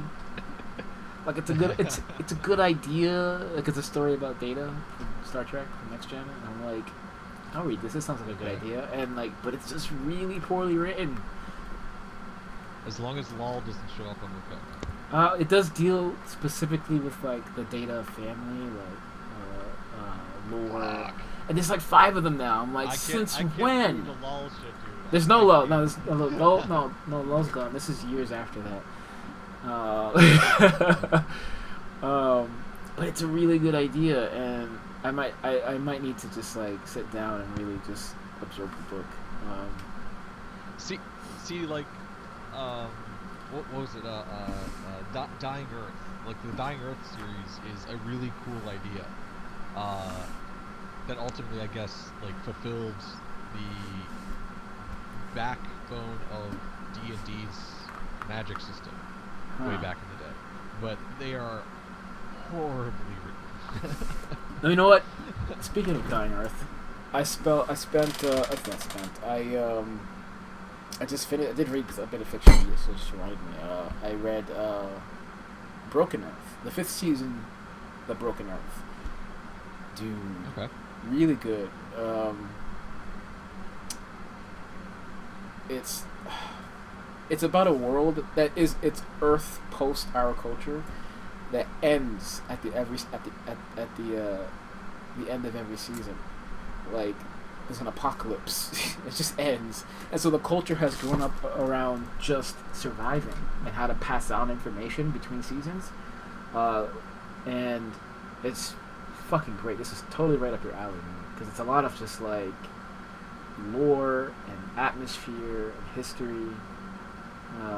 Yeah. And Adam, yeah, I am writing a book. I'm writing a book. And Defied Sun, I will finish it. Like I said, it's a good idea. I will finish them. I promise, man. Shouldn't have brought that shit up. I should have just ignored him in the chat. Just like, oh man, I don't know what you're talking about. You let me borrow books? Andrea, thanks for coming by. I'm gonna shoot you a message. We're gonna have that appointment, and you're gonna teach me the ways of Twitch. I really enjoyed your stream last night. Have a good rest of your evening. Goodbye, there. If you Um, learn anything about this shit, tell me also. 'Cause I no, don't know it's crap about no, it. it's gonna be we're gonna have the conversation in the Slack, because like everybody's there, you know. So I'm hoping that Cool. that we can all talk and learn about this stuff. Because that's why I'm starting this group, so that we can all benefit. You know, like, so we can share information and host each other, etc., etc. So yeah. What am I doing here? All right. Hard light. Change the color of that.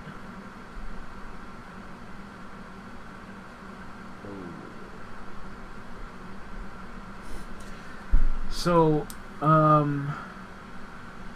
yeah, I've been diving into a lot of so I spent a couple months researching the structure of mythology,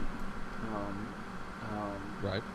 and like how are these stories formed? You know, why do they form that way? What are the trends and repetitions throughout the different cultures? And there's quite a bit of overlap, so much so that there's pattern, and then the categories. And so like I'm trying to work my story within that framework. To adjust that framework, like I'm still just imagining stuff. I'm not referencing any mythology, but referencing the form of mythology. So I'm hoping to kind of, I don't know, find something. And like Justin, you're gonna see the copy on this. Toby, you're gonna see the copy on this.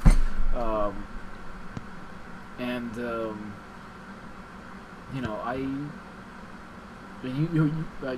you're familiar with the outline anyway, so you'll get access to all this stuff. So we're gonna try to cool down this red just a little bit. Kind of just glazing some of this blue.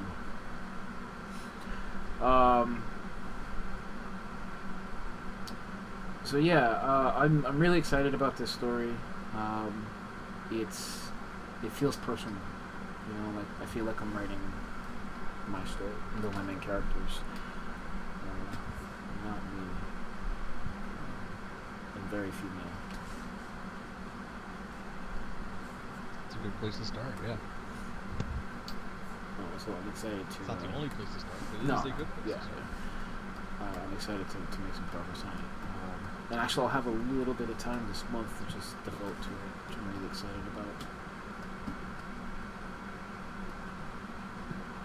It's been a crazy few months. I've had more on my plate this month. I've had more on my plate for the last 6 months than I've had in my since graduation. Dude, me too. It's like, And it's not just work. Like, it's everything else around me also.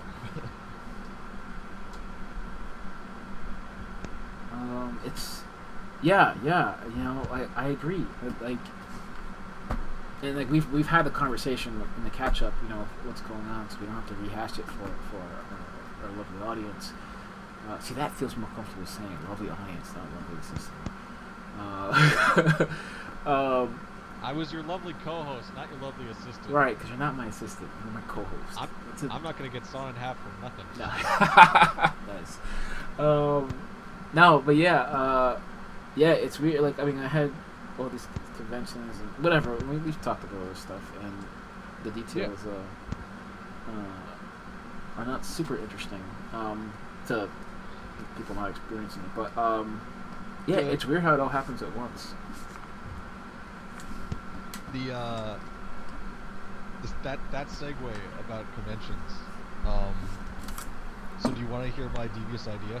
I do. Speed dating. Yeah, we're gonna talk about that. Okay. So I did one of the convention speed date rounds. Sorry, I didn't mean to just gulp in the microphone. Just covering for a spit take, that's all. Yep.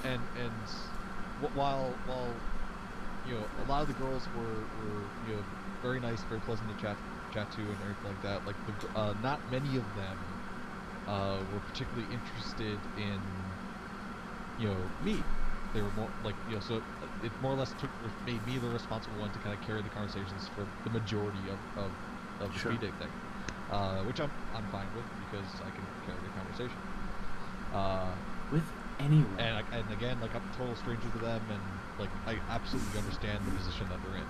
But every once in a while, one of them would ask, you know, questions about me. Like, you know, they actually didn't want the whole conversation to be about them or have the whole conversation steered by me. They actually were invested in having a two-sided conversation. And every time I told one of them that I was, you know, a cartoonist, never failed. They go, "Oh, do you have a booth here?"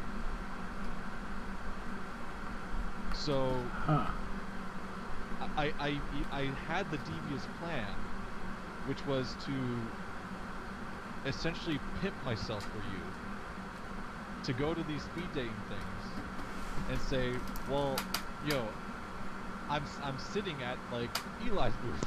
Oh. And, you know, essentially, like, potentially, you know, get some traffic back to, dude, like... you are totally working my booth with me, man. That's gonna be fucking awesome. I like this a lot. And, like, never failed. They always asked if I had a booth at the time. And I'm like, okay, well, first, like, immediately in my mind, I'm like, if I had a booth, I wouldn't be here, for one. Because, like, this is an hour of my time. Yeah. You know, like, if I'm here, I'm not making money. But, you know, if I were here... You hear that, Steve? You know, repping something, Steve, or... you hear, Steve? You hear that? This guy knows. You're not at your booth. You're not making money. God, man. God. It's Con 101. Every time with you, man. Every time, Steve. I'm watching you. Sorry. This had to be done. It's an intervention. No, I love this. This is fantastic. We're Yeah. definitely doing that. That's amazing. But yeah, like, super devious. Like, I had that thought during the speed dating thing. I'm like, man, I could totally exploit this for, like, profit if I wanted to. Yeah, not that it would guarantee, like, they show up at the booth, but, like, it's promotion, man. But that could be a double-edged sword, because the last thing that I want is, like, you know, a bunch of, like, pretty girls come up to the booth and be like, hey, is Justin here? Where's that cute guy in that, you know? Like, I'm like, you know, I was like, nah, it's like, I'm working, come on, like, dude. Like, so, No, Wait, no. see, like I could see that being a perfect opportunity because like you could totally just like throw me under all kinds of buses, man. Just like, oh, Oh, he's in the restroom, like this is true. stuff started literally pouring out of him. Oh, this is. No, but the thing is that like I don't know, cause like you're gonna have to be at the booth at some point. If they catch you there, it's over. It's over. We just need a chair with a large brown stain on it. Where's that charming guy with the glasses? Like, I don't know. What the fuck? I'm just trying to sell some goddamn books. No, I don't know. We're gonna have to. Okay, yeah. So we're gonna field test this. We're gonna field test it. I could definitely see the misuse involved. Yeah. Like I could sick them on Steve. Oh, fuck. And they just show up to an empty booth. I love that. I love that so much. Oh, that's great. Oh my god, if he's not listening, I gotta make sure he what's the timestamp on this?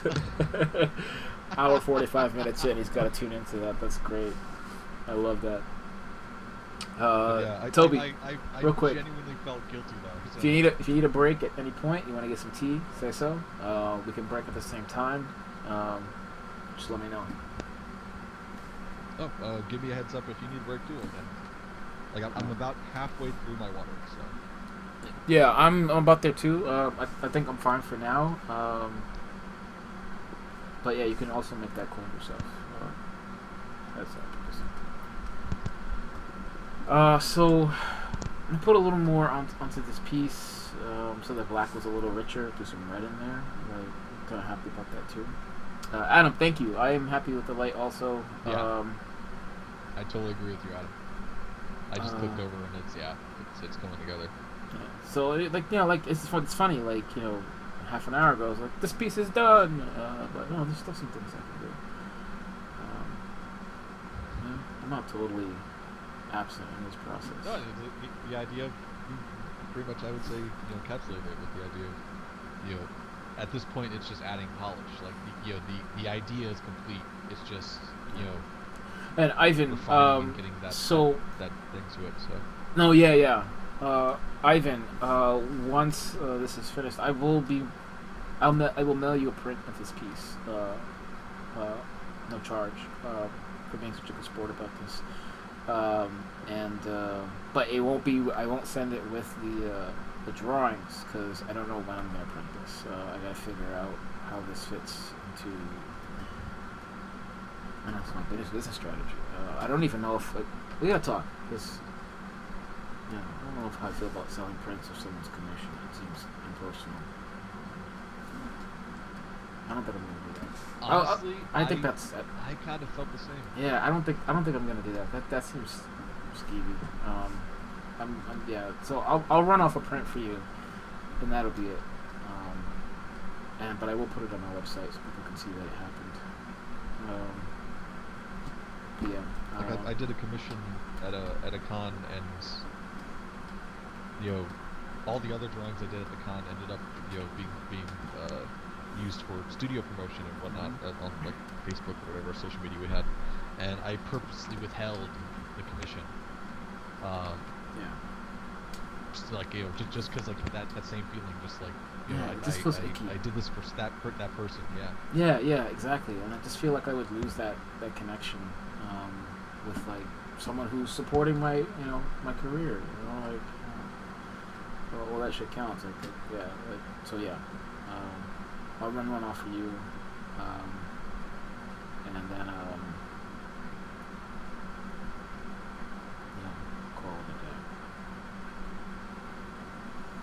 I don't know. I'm feeling pretty good about where this is right now. This may be. No, it's fine too.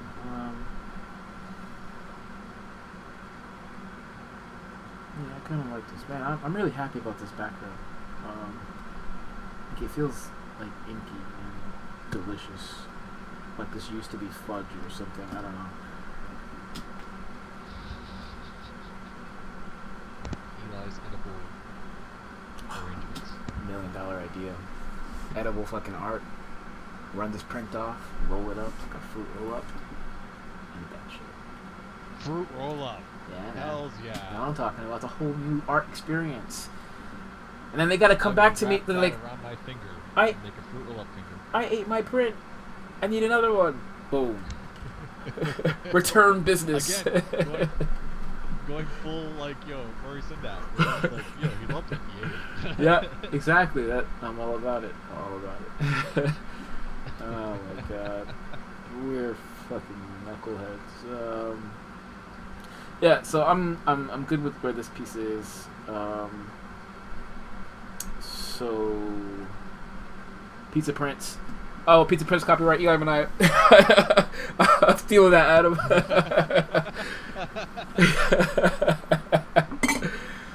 Oh my god. Imaginary candies. Oh man. Okay, so speaking of the, thank you, Ivan. Eli's edible eye candies. Stop! This is not a real thing. We cannot do this. We cannot make edible art.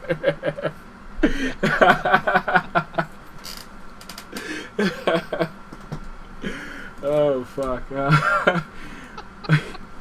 This is like all these great names for this impossible project. Oh fuck.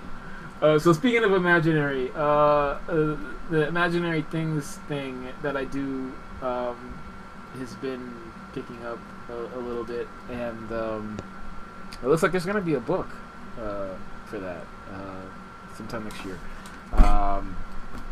And I don't know when I'm gonna write the narrative for it, but it's gonna happen. Stay tuned for all that stuff. And at this point, if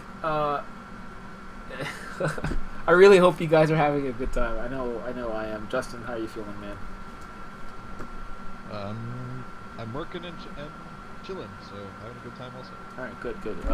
If at this point, if you guys are having a good time and you want to give the channel a follow, so you know when we're broadcasting next, which is Mondays, 8 p.m. Eastern time, every week.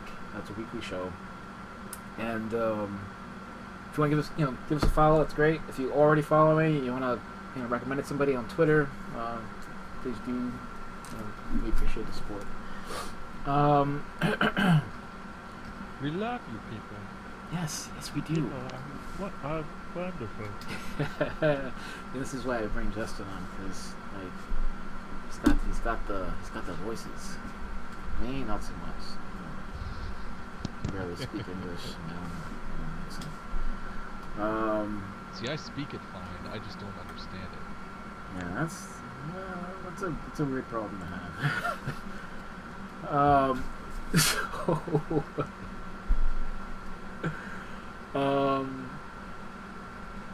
So I mentioned earlier that I'm playing Firewatch. Yes. Which informed the color, a little bit of the color. I think subconsciously on the other piece. Oh yeah, wanted to talk about this. This is the brush, right? Adam, you mentioned some admiration for this brush. This is my favorite brush.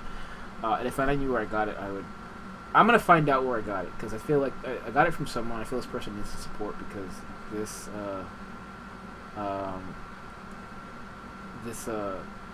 brush has been my go-to, and I'll figure it out, because it's a great brush. It's a broken brush. It's borked. Like, the paper texture is bigger, and it's not formatted properly. But I love that. And like, you'll see it in my work. Hold on, let me open up my most recent painting, right? So like, in my most all that stuff in the skirt, and it's gonna come up in a second, Toby. Like these straight lines, that's the brush breaking, and I fucking love it.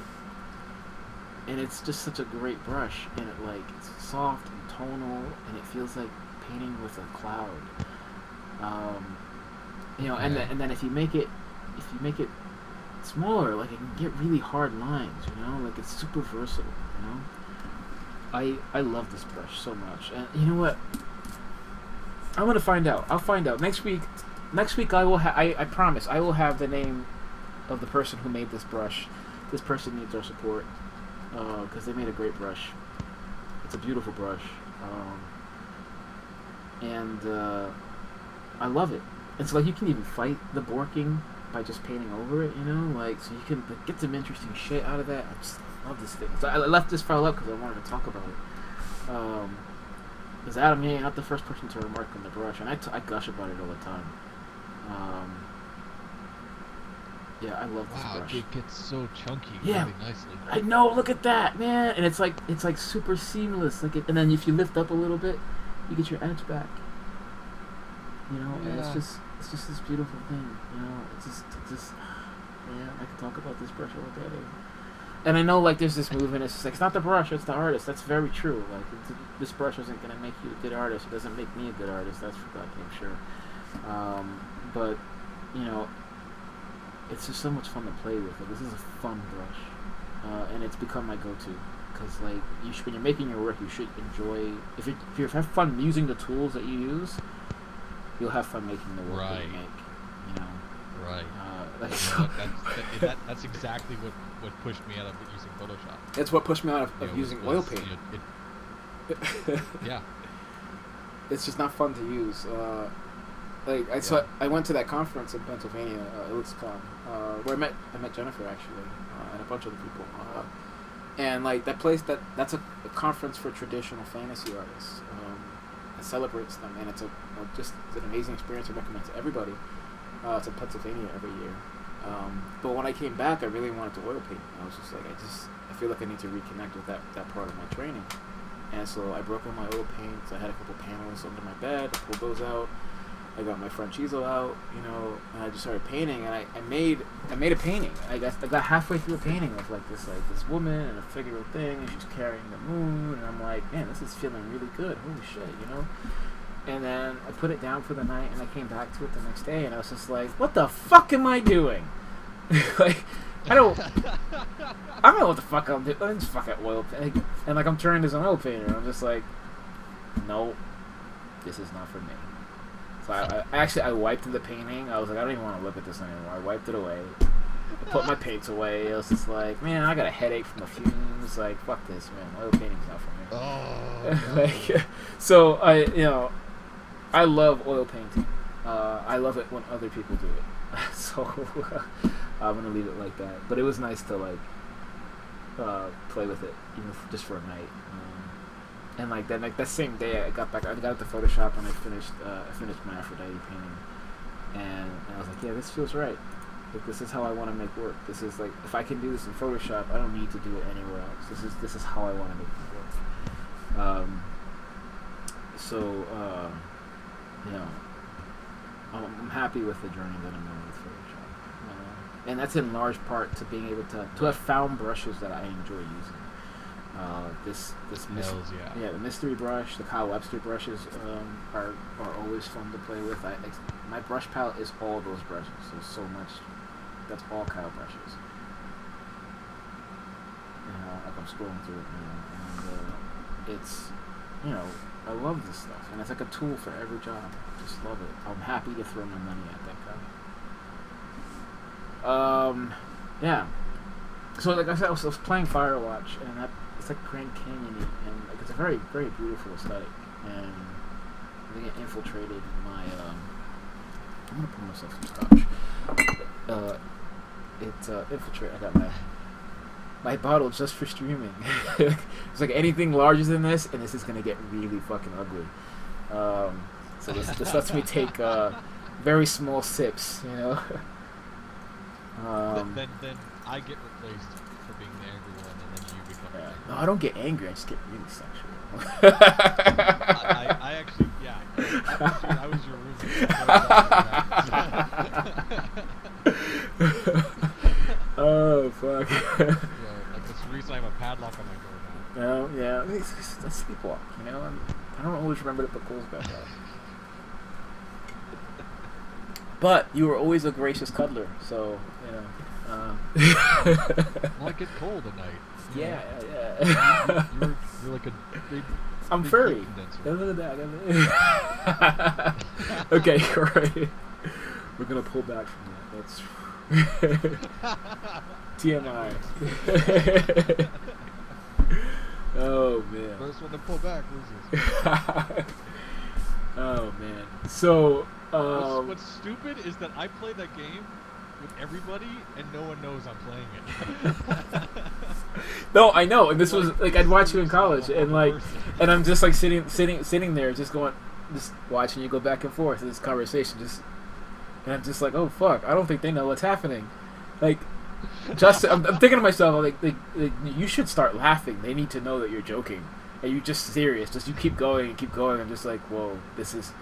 I'm nervous, and then I just start. I'll just like go, ha! Like you said something really funny. And I'm just like, no, they just need to know that this isn't serious. Like they need to stop getting angry. Oh man. And like so, it's like that.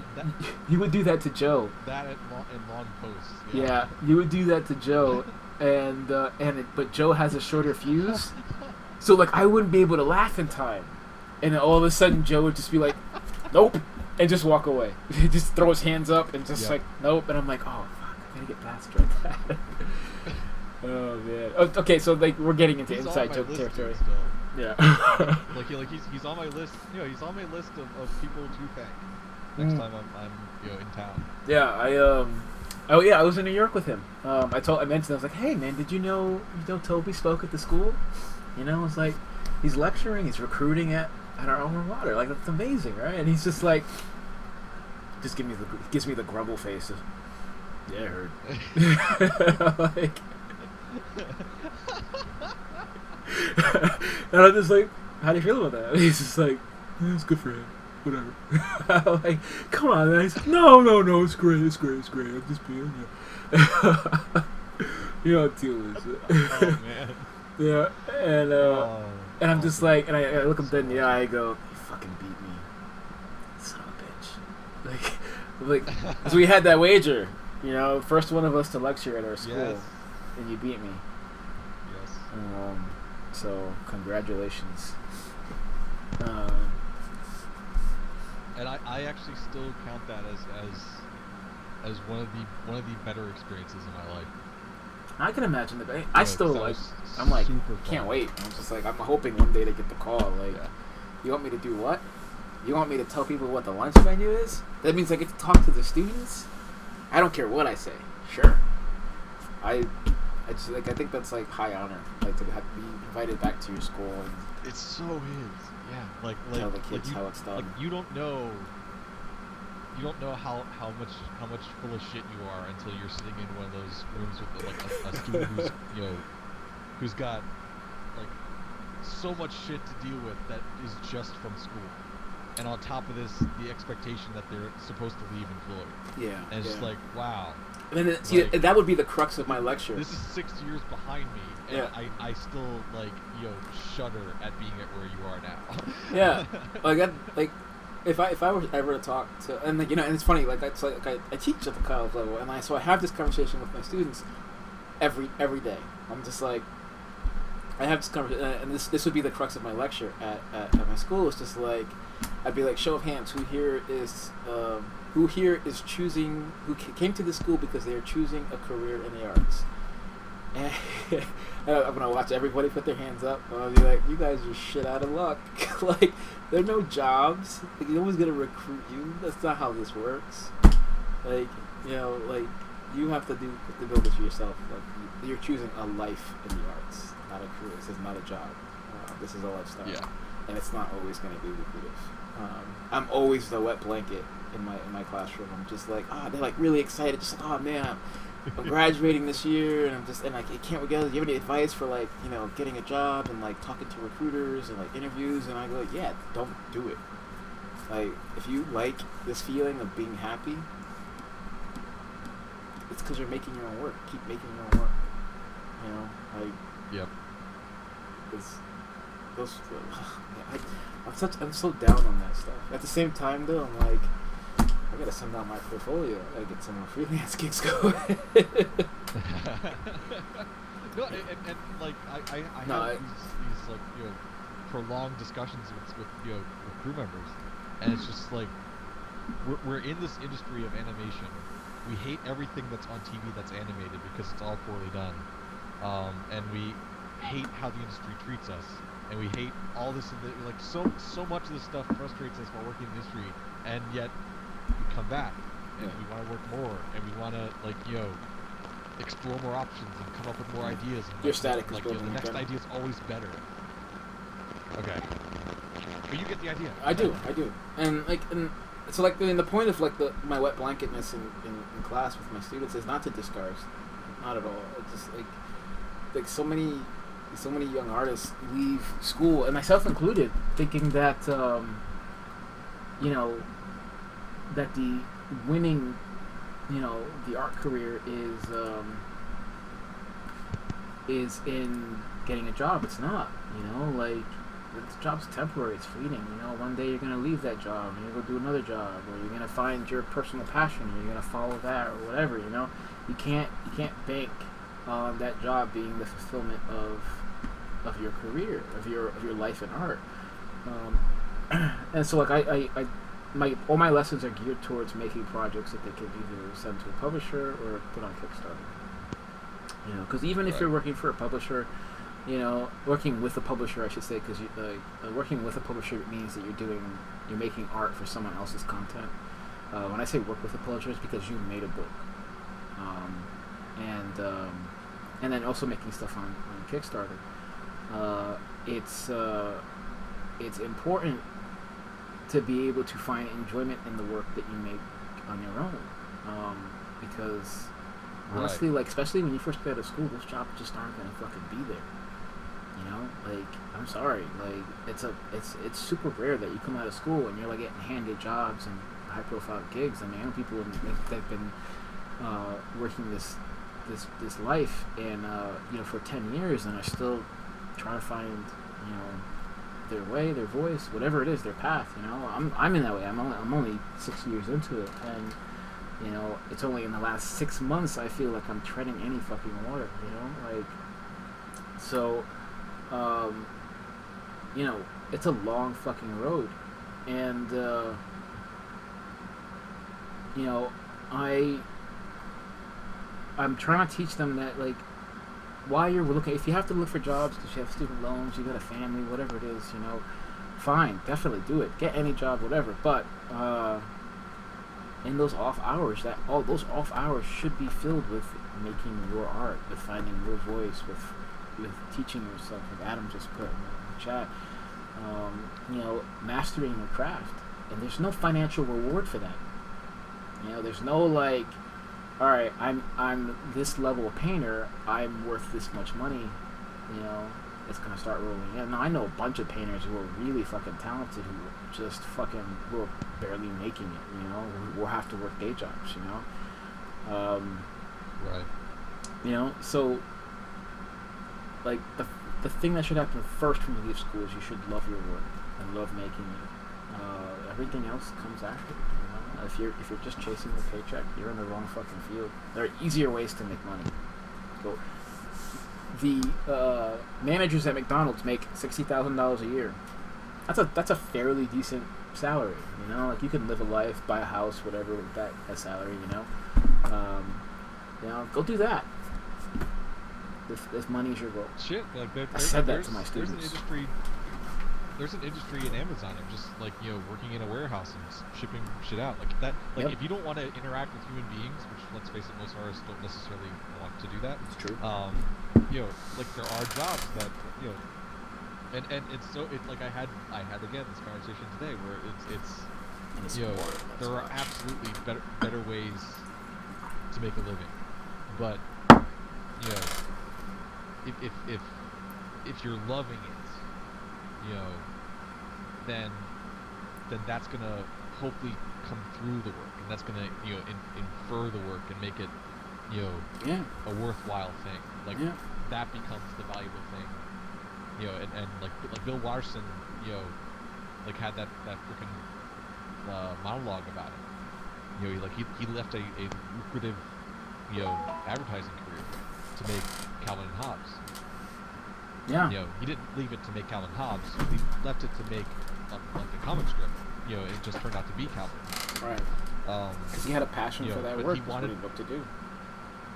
Yeah, like, and you know, he wanted to you know, like, you know, raise a family, like have downtime, have, like, be in control of his own hours, and, you know, he's like, you know, he's like, so much of it was about making the money and, like, you know, getting the promotion, and you're not successful unless you're going for that promotion. It's just like, yeah, but, you know, you know, that's an option. it's not the rule. You know, so like shit, I play healer in every single game that has like classes in it. So I obviously don't give a shit about being green. No, but that's exactly it. I mean, like, at the, like, so, and this is another example. It's just like, all right, so, if your goal for happiness is to get this supposedly great job, right, next year when you graduate, like, imagine yourself, you're 90 years old, you're on your deathbed. How important do you think that job is at that point? You know, when compared to maybe the body of work, the self-expression you found, you know, the voice you use Right. to express that, whatever that narrative is, in your work. You know, how important is that internship at wherever, Pixar, you know, in the grand scheme of things? You know? Why are you breaking yourself now Right. just for this thing? Why are you filling your portfolio with work you don't believe in? You know? That's like because it's you're gonna have to come home to it at some point. Yes, that's a great Yeah. way to put it. You got to come home to it, and then your job's not there, even if you get it. Yeah, that's a great way to put it. Toby coming through with the words. Yeah, man, that's why you're here. Lord knows nobody likes you. I cook and I speak. Oh, speaking of cooking, that barbecue sauce is still in heavy rotation here. Dude, my mom tried to make it. Oh, how'd that from go? memory. Oh, ouch. She thought it was she swapped the ratios of chili paste and Tabasco sauce. So it tastes totally different. Imagine so. It's not bad. Like I still intend on like eating the crap out of that stuff. But it's just amazing how like just swapping the ratios of two of the ingredients made a completely different taste. Like it was almost like homemade sriracha.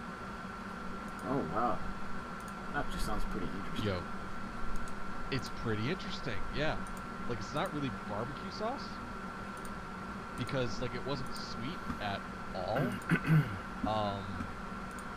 But it was like it's serving the function. I had sriracha flavored muffins. I don't know how to feel about that. Imagine I really don't know how to feel about that. sriracha flavored cornbread. Okay, I can imagine that. That's Yeah. easier to imagine, right? Yeah.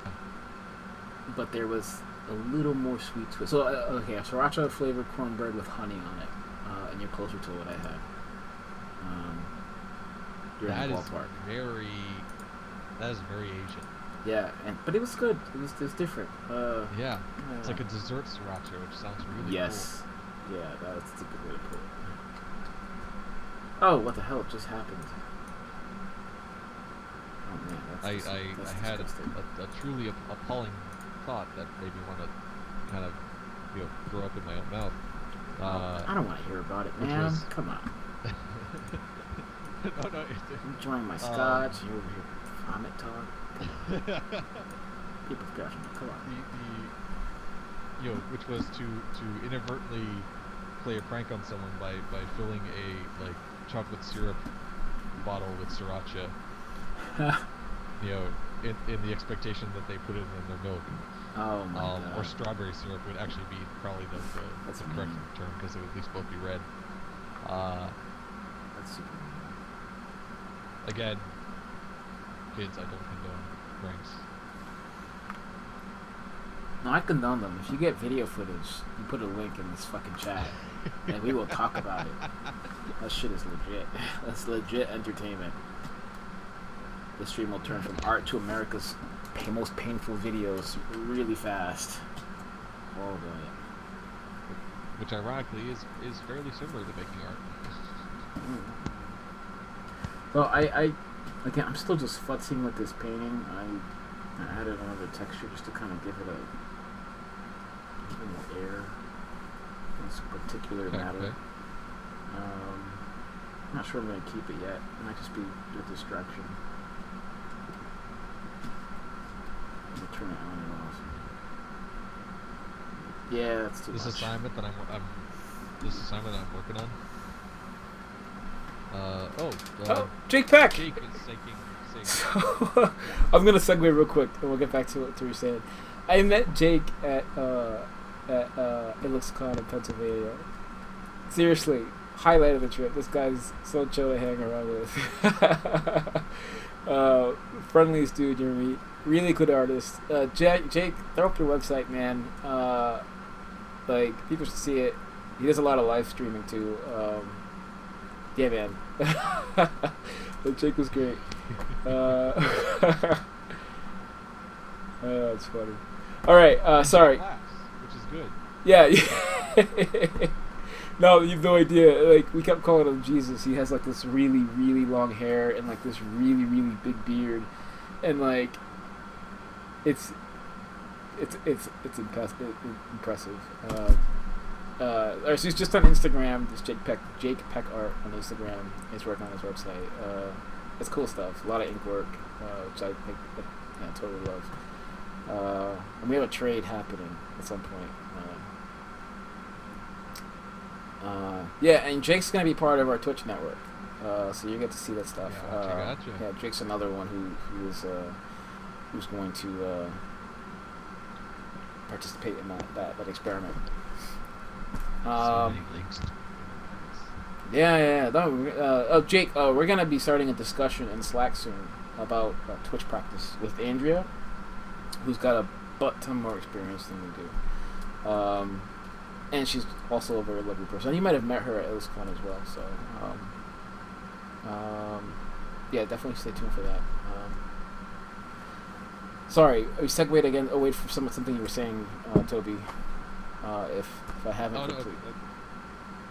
it Yeah. was just in reference to the thing I'm working on at this moment. Right.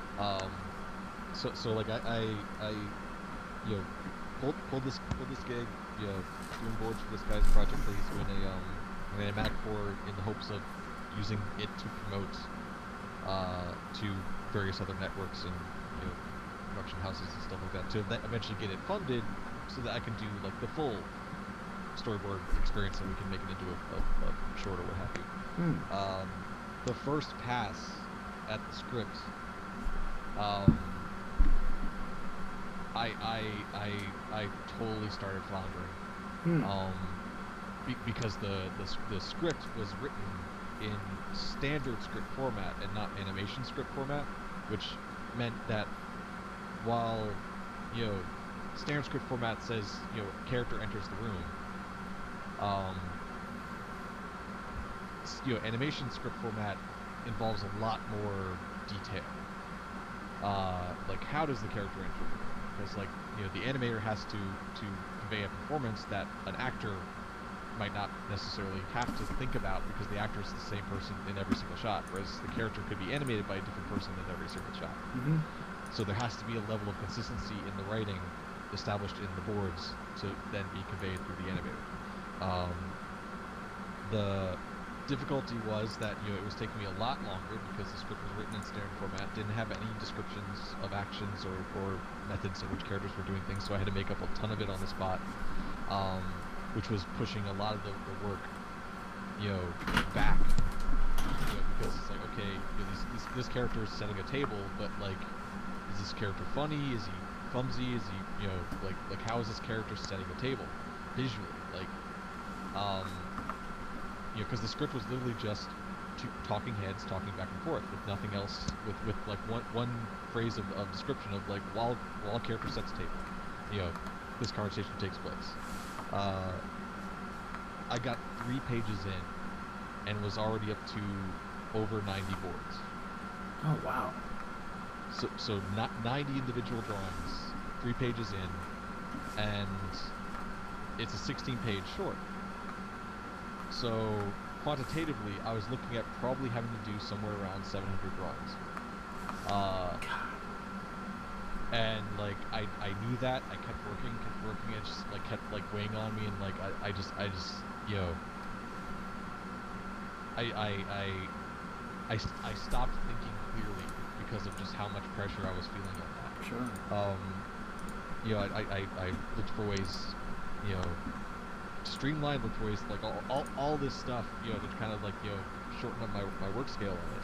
And finally I had to contact, you know, the director, the guy who gave me the job in the first place.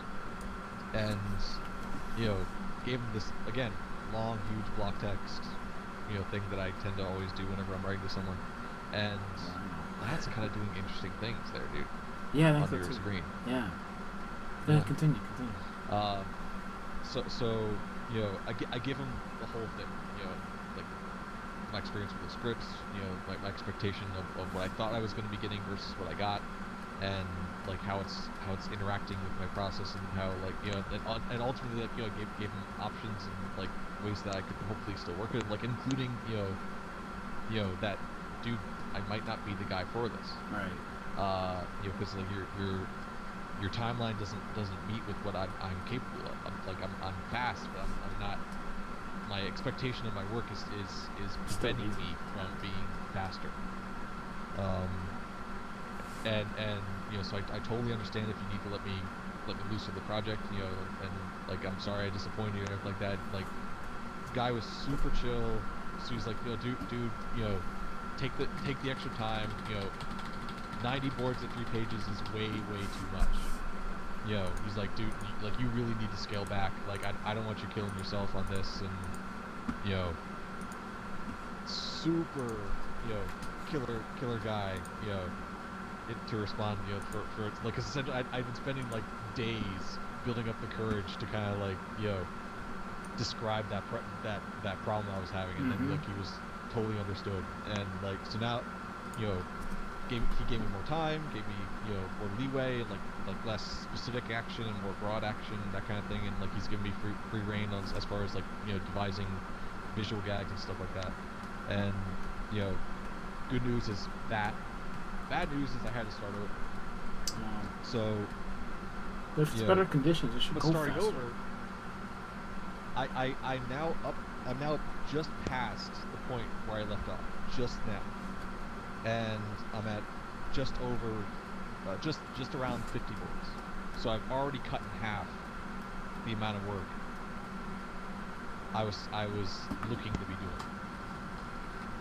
Oh, that's great. So I'm feeling way better about this now.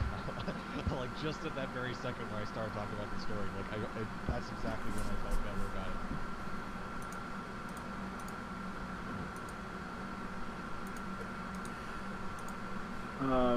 Yeah, I talk about that a lot. And like, set your and like, to Jake, the difference, like, for I totally made that mistake was I declared my expectation before I read the script.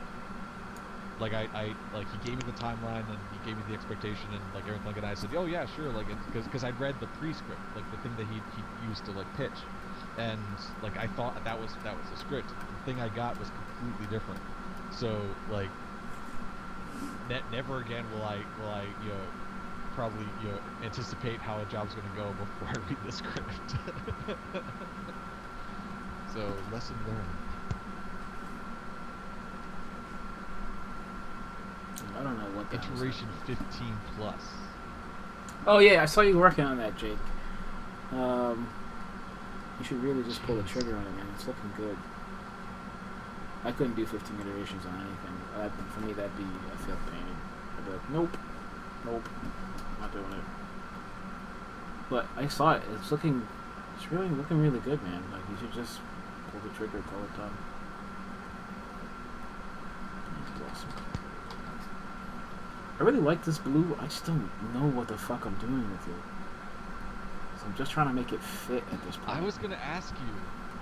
Yeah, like I was gonna, like, it's a great color. But like, it's. I feel like the scale is the issue. You think so? Like, there's a lot of it. Should it be? Oh, it should be less. It should be smaller. Alright, let's try that. Less or smaller. Like, Oh, less. So maybe just more transparent?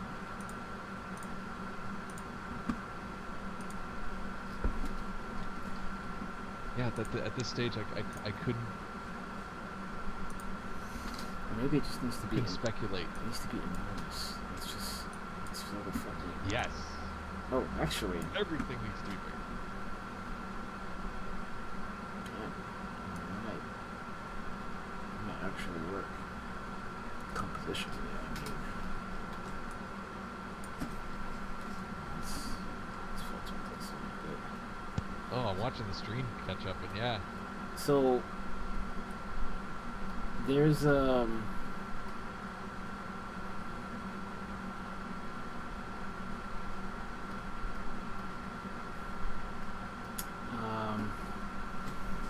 it's she's being born or something.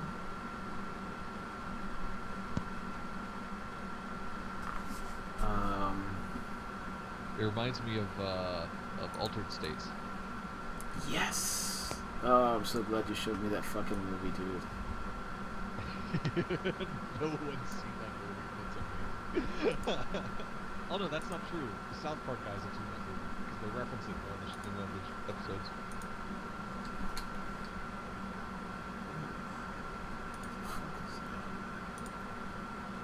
Okay. Make it the figure like that blue-red combo. No, That's I some interesting yeah, things. I know, yeah, I know what he means. Yeah, I'll give it a shot.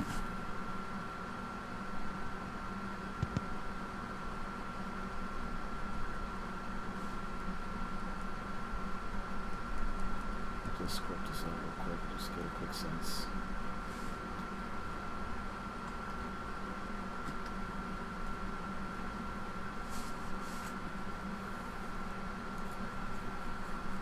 Oh, man, I love the way this blue interacts with that light I put in. Yeah. It really sets it off.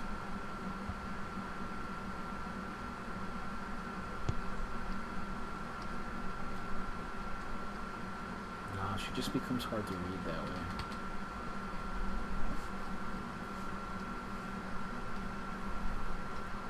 And I don't want to lose what happened, to her. I want her to be red. I like her. Okay. Right now, she's kind of like enacting like the force of her pose by her own body. What if the blue were the thing causing that force? Like, what if the blue were the thing causing her to make that pose? How do I execute that? Do I put it underneath her?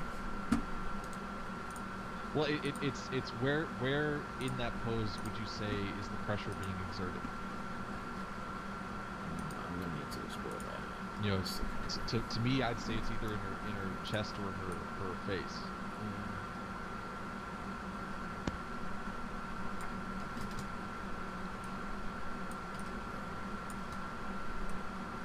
Have you saved recently?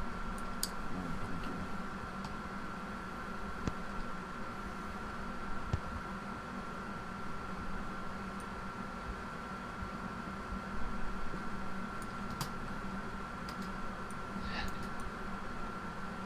There's so many unused letters in the word silhouette. Yeah.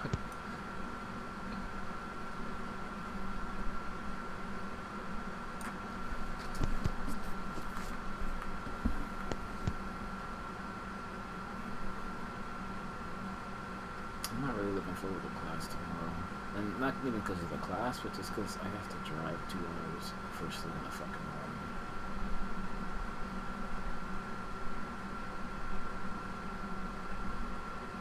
The class itself I'm actually looking forward to. I'm demoing for them a process for making an alphabet book. And Okay. that's their final project. And I found it. Computer adjusting. Yep. Yeah, that what the blue when it was the horizon was kind of Yeah, giving and me it. flashbacks to like Ariel when she comes out of the water. Yeah, and that's exactly where I'm, like that's it. So like it's like hitting her on one side and receding on the other. Yeah, I'm totally happy with that. Just for my own silliness. No. Mirror that there.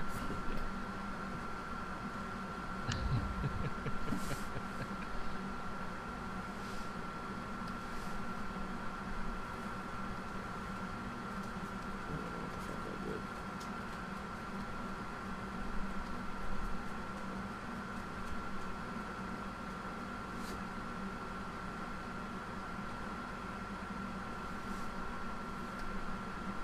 Oh, dude, when you squished it looked really neat. Yeah, I thought so too, but it was like, oh, what the fuck that is. I don't know what you do with it. Yeah.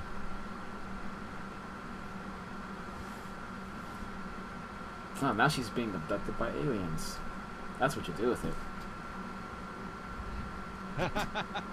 You see that? Is it up on the screen yet? Honestly, like, I'm not against the idea of I that. know, me either. That's what's so scary. Like, fuck. Oh, no. I mean, it's a cool way to bifurcate what is Yeah, kind of a symmetrical composition. Let me save this decision with the splashing water and duplicate that layer, and we'll explore the alien abduction. Oh, nicely double drop. That's really nice too. Alright, so we'll link that. Alright, alright, so we're gonna switch this layer. Let's stretch it upwards.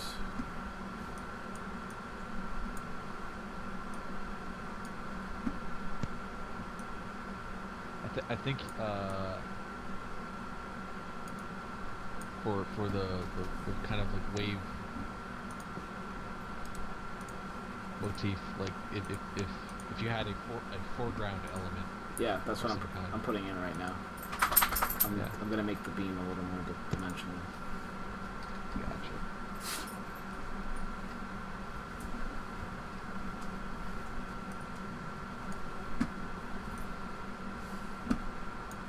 Did you ever see that movie Fire in the Sky?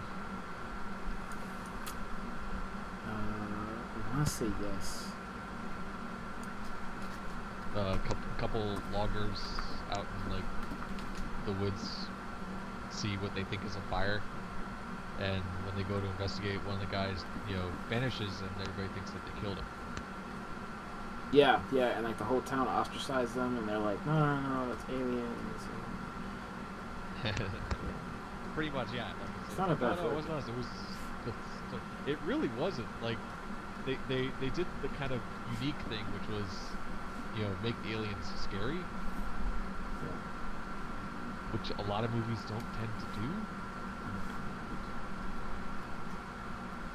By that I mean the Grace. Like, for some reason, like once X-Files came out, like the Grace stopped being scary and became kind of like this big mystical thing, like this big secret. So it's just like I started watching those episodes on Netflix of X-Files, and it's just like, man, the first season of that is so chunky. Alright, so I made my space beam.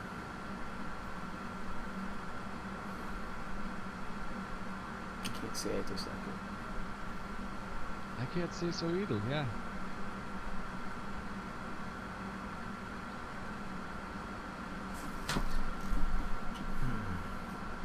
If I sound disappointed, it's only because I have more work to do. This painting was done an hour ago. What the fuck? That's right. Yeah. 10:30. Yeah, it was.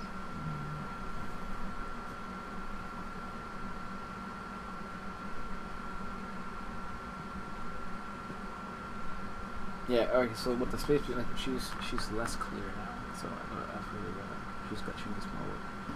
There's some more painting that has to happen. So Sharpie.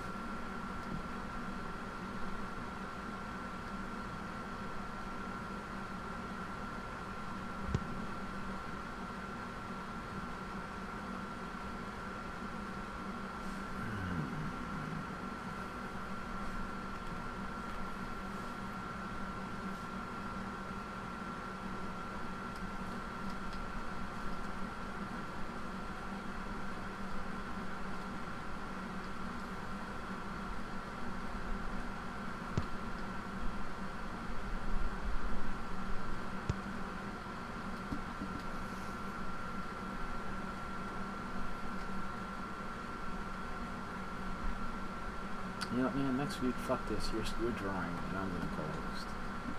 Please.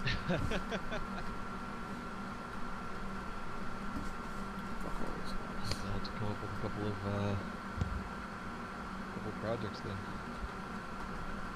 Some Clockwork Time strips. True.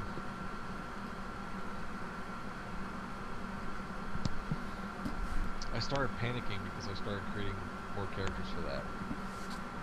I panic. This sounds great. Because, well, like that's just it. It's just like, well, you know, it's still a little early to be like devising a quote world. Right? Why? Because last time I did that, I got far less work done. That is work. It is work. It's your own work. It's important work. Yep. You should do that work. It's good work. I'm gonna harp on this for a long time. Yep. So this is like really like, so I go to a boxing gym every day now. Yeah. And there's this really like shitty inspirational plaque on the wall, like just under the pull-up bar. It's like, there's no perfect time. Don't wait for it. Just do it. Be a champion or some shit like that, right? And I'm just gonna quote that to you every time. Like, just like there's not ever gonna be a perfect time for a personal project. It'll always be inconvenient. You should still do it. Yep. And we did just have that conversation. Yeah. But now I just did it live, so. Oh shit! I didn't realize Jake had put in this many messages. All I saw was call Ascension and it's done. Let's see, it was a silhouette. It was mostly about IMC. The process he was watching. Thanks for the heads up on IMC. I am not going to apply this year because financially it doesn't make sense. But next year I will look into it. I want to do at least one of these workshops, either IMC or One Fantastic Week.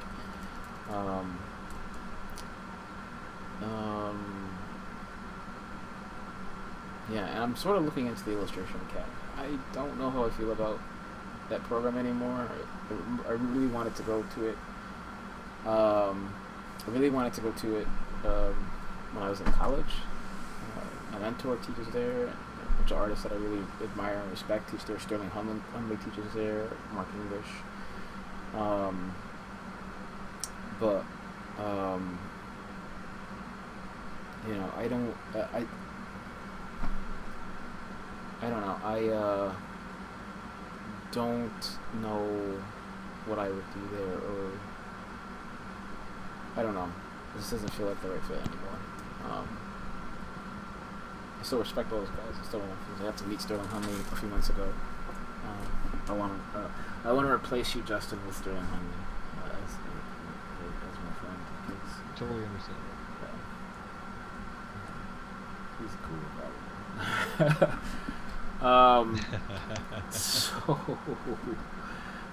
it. Yeah, I keep hearing great things about IMC, and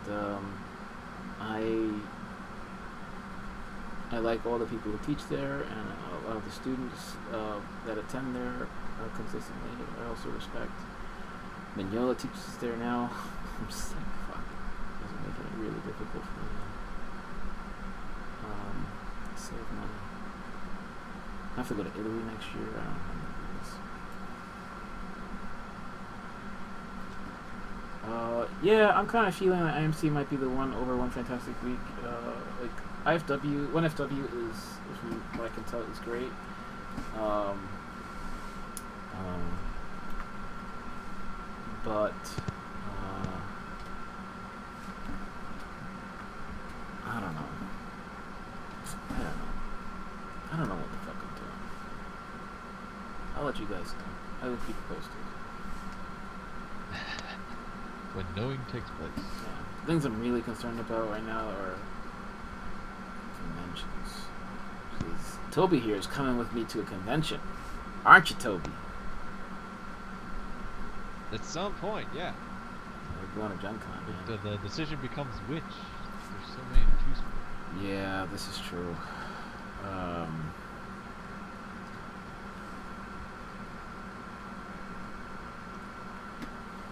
Gen Con or HelixCon. I think I think they'd both be. We talk about this. I'm not gonna argue this. You think about it. See what you gotta do. You're going to one of them. That's all I care about.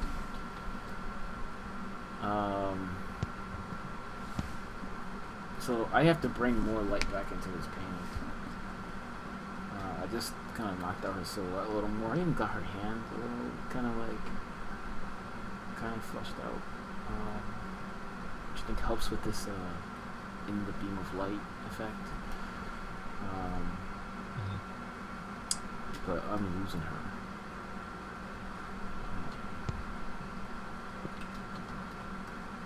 And I don't know what to do.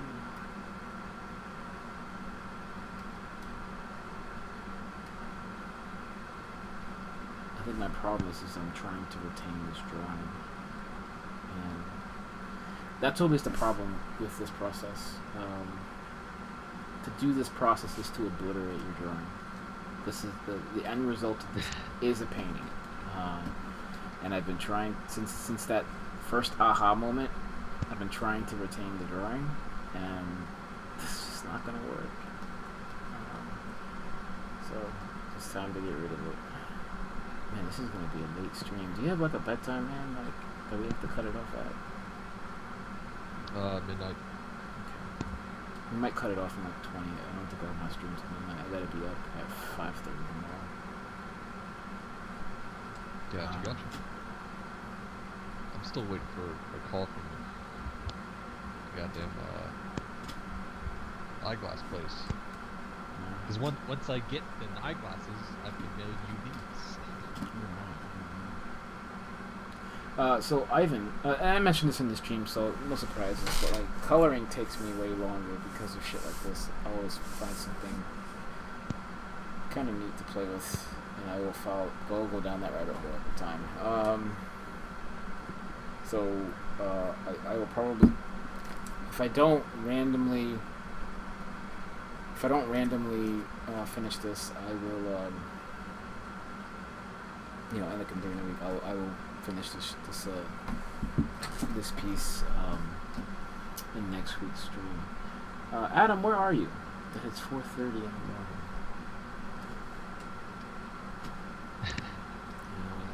It seems really late, man. I appreciate you. Well, you're working on a commission. I remember you saying that. I know you're not here for. We also just had the daylight savings. Oh, fuck. That explains it. That's why everything feels broken. Sweden. Cool. My girlfriend has family in Sweden. Don't ask me where. I have no fucking idea. So the house on the right. The house on the right. That's my answer. Yeah, see, I'm already really liking what's happening now. Now that I've sacrificed the drawing. This is gonna be weird. I'm really... Normally, I don't have class Tuesday morning, so this isn't gonna be a problem next time. Next time we will stream probably till midnight, provided everybody's still on board for that. Of course, you say that, and you also are saying the next time I'm responsible for doing the drawings. Yeah, you caught that, didn't you? Yeah, I did. It's funny. That's hilarious. I find it's It is fun. It is. What's funny to me is just how much of my week is being like, slowly degraded, and it's a wonder that I can't play video games these days. Yeah. I get that. I almost bought a PS4 today. Jeez. Yeah. How'd that come about? So I took a job, and I did the work, and then okay, all right. I did what every artist shouldn't do. I did the work without signing the contract first, and I did it because it was I was helping someone out, and and I was like, all right, yeah, I can do this, and I did it, and then I did the job, and they were like, all right, here's this contract, and I'm like, I'm not signing this contract. This contract shit. This is a bad contract. This is the contract I tell my students not to sign. But this is like part of somebody else's stuff, and I'm like, if I don't do this, this fucks them, and I'm like, so I was in a shitty situation, and so I was like, fuck it, I signed this terrible fucking contract, and they sent me my money, and I'm just like, I don't want this money. Like, I feel like that this job is no longer gratifying to me. I don't feel good about this job anymore. In order to feel better about this job, I need to do something fun with it. So I'm just gonna spend this money on like toys. So I'm gonna buy a PlayStation. I'm gonna get some books. I just wanted to be rid of that money. This is the first time I was like, I just need to spend this fucking money. This whole experience needs to just go. I need to replace it with stuff.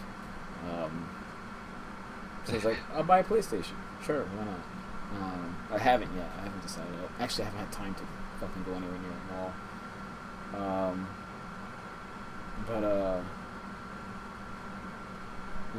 I knew that if I spent that money on like my bills or my student loans, it would just fall into another pile of stuff that I don't really want to do either. Like I don't want to place it. I don't want to pay my student loans. I don't want to pay my bills. That's all stuff that has to happen. And just the same way, I had to take this job because I would have fucked somebody if I didn't.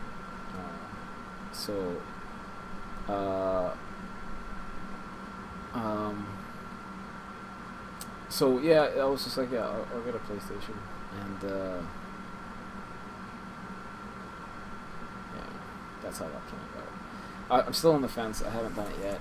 I had a meeting with my writer on another project. Bill.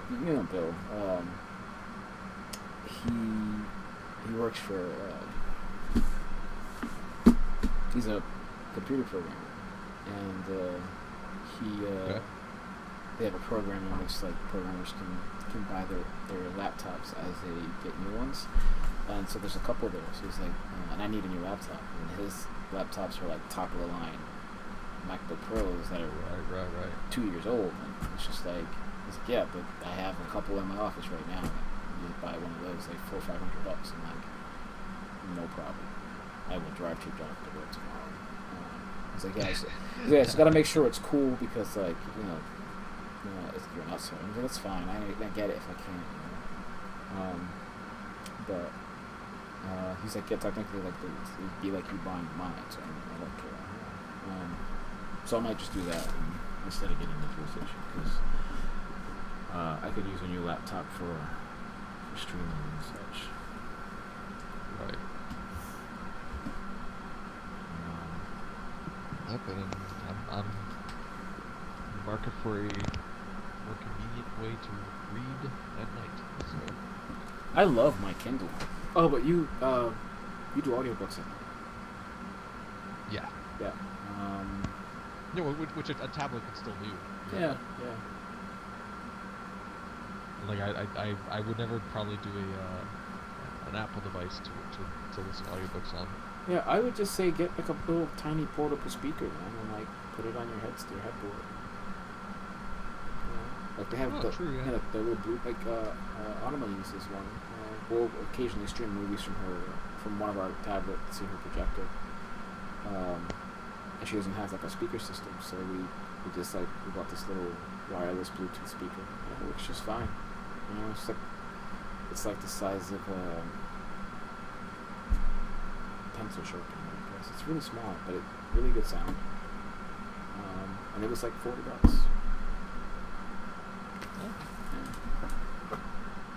Yeah. Sorry guys, we just like went into conversation mode. I'm supposed to be playing. I apologize for that. You know how we do. This is how we do in Bad Kingdom. Do our jobs badly. So right now I'm just. That would be the official sign Yeah. as you enter the kingdom. Yeah. Right now I'm trying to I'm making landmarks for her silhouette because again it got really lost. Yeah.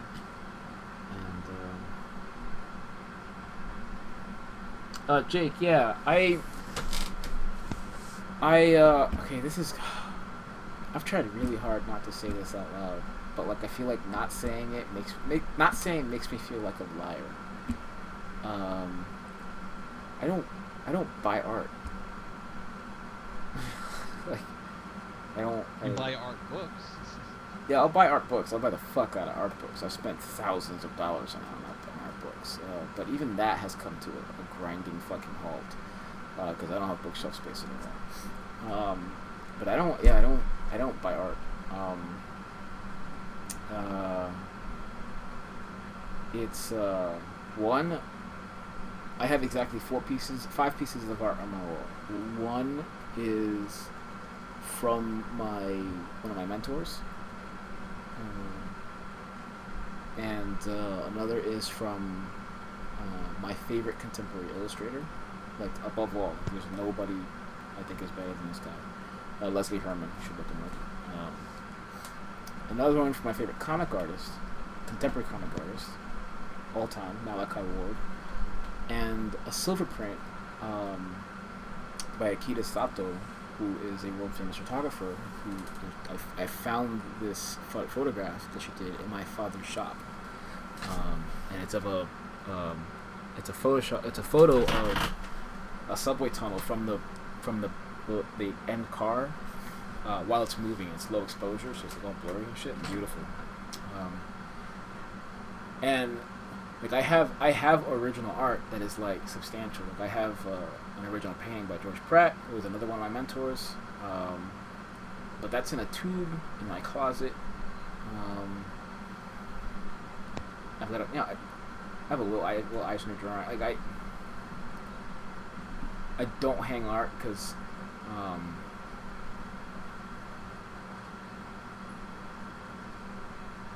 I just don't hang art, and so because I don't hang it, I don't buy it. The story of that Will Eisner one, though. God damn it. The Will Eisner I do have hanging up. So I went to an art school. This is a good art school. I liked it. But they had problems. One of the problems was they didn't really understand art. The people who ran that school. One day the administration told the facilities, like the janitors and whatever, and I'm going to talk about that George Pratt original because I think it's pretty unique.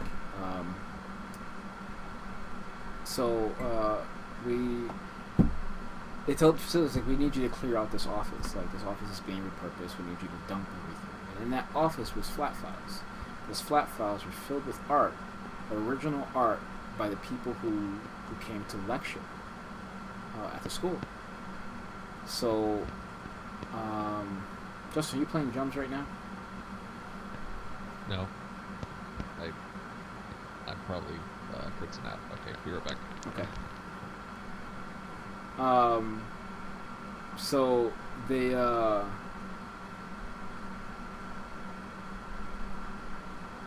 threw it out. They emptied the flat files and they put them in a dumpster. So I'm in the middle of school and I'm working at the campus store, and when the teacher comes in, it's like I just pulled out five Yoshitaka Amano watercolors out of a dumpster. I'm just like, are you fucking serious? And like the whole illustration department was going crazy, like just people just in and out of that dumpster looking for stuff. And of course, I'm at work, and I'm like, fuck, I really wish I could get out there and do it. So my shift ends, and I head over to the dumpster, and a couple of my friends are there, and they're just like, yeah, man, this thing is picked clean. There is nothing but garbage in there. I'm just like, fuck.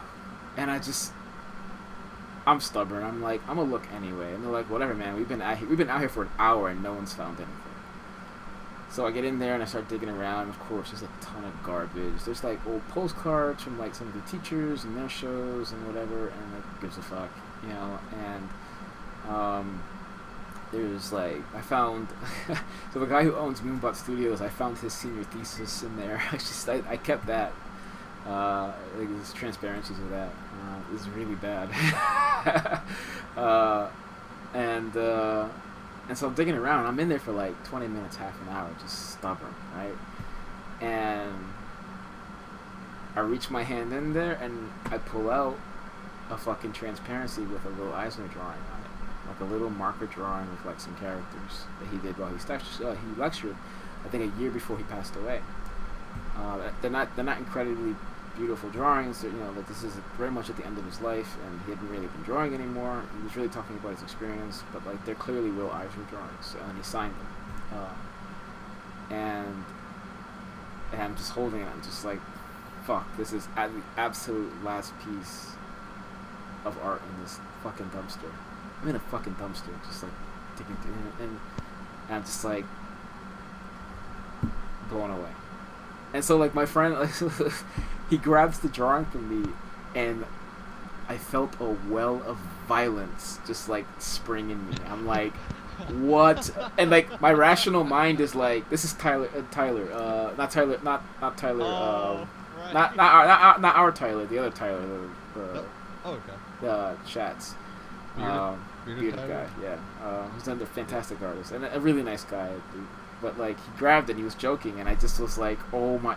I'm telling my rational mind is telling me, like, don't hit him, don't. He's gonna give it back. There's no way he's not gonna give it back.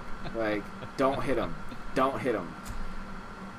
And this is the most irrational I've ever been in my life. This is how much I love this drawing. It's framed in my wall right now. Because like I just dug through this fucking dumpster, like it's my fucking drawing.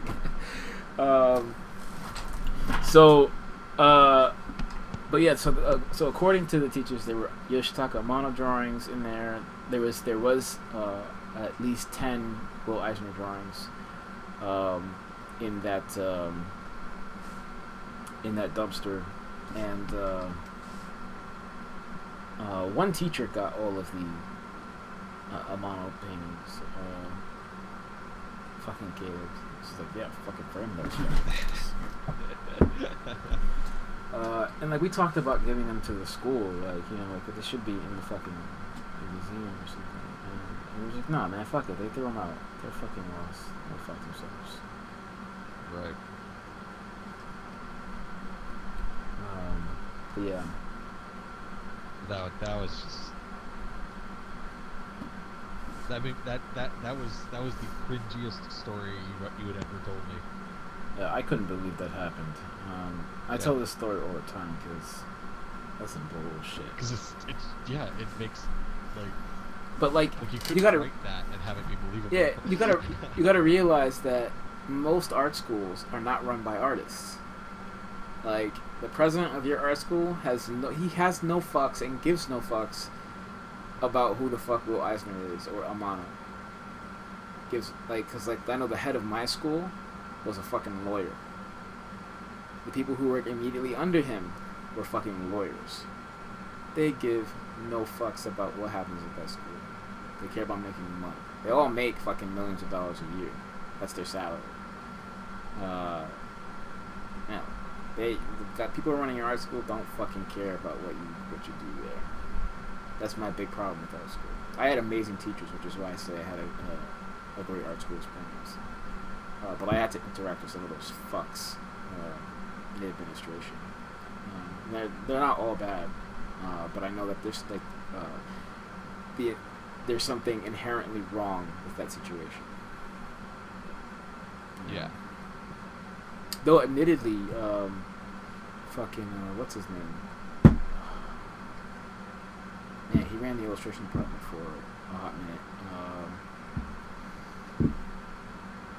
One of the new higher ups, he's like number 3 from the fucking president of the school, is an artist, taught art at that school in multiple programs. So like, they're making some right steps. God, I wish I could remember that guy's name. He's a fine art painter, but really nice guy. We're right. No, yeah, Jake, I know that the mic screen is blocking my face. We're doing the Alfred Hitchcock shadow thing right now, so all you see is me, drinking.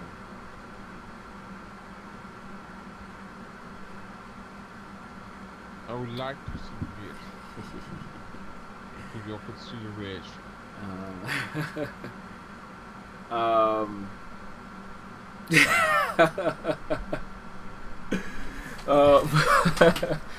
No, I actually really like that the mic screen blocks my face when I sit back, so that you can only see it when I'm working, because this is really the only time that counts on this stream. Well, half the time it means we can't tell if your base cam has frozen or not either, too. No, I like, try to stay animated. Only Just, if you, you'll see only my if you hands move and whatnot. your limbs. Yeah. I might need to call it for the night though. I'm pretty wiped, and this painting, is officially reset. Like 2 hours ago, it was finished. We just reset on this bitch. We are at the ground floor. I am fucking like 30 layers into this thing. We're at the ground floor of this painting, guys. Stay tuned. Next week we'll be back. I'm gonna have a third host, a guest host. My writer Bill Ebling. We're working on a project together. We talk about the Kickstarter, as well as just kind of just straight goofing off, and we're gonna finish this fucking painting. You guys have been amazing. Man. Yes. Yeah. Some pretty people to be showing up and viewing. Yeah. Thanks to everybody who And showed chatting up. and- Yeah, and you guys are super interactive. I know things got weird. I'd apologize, but it's gonna happen again, so sorry.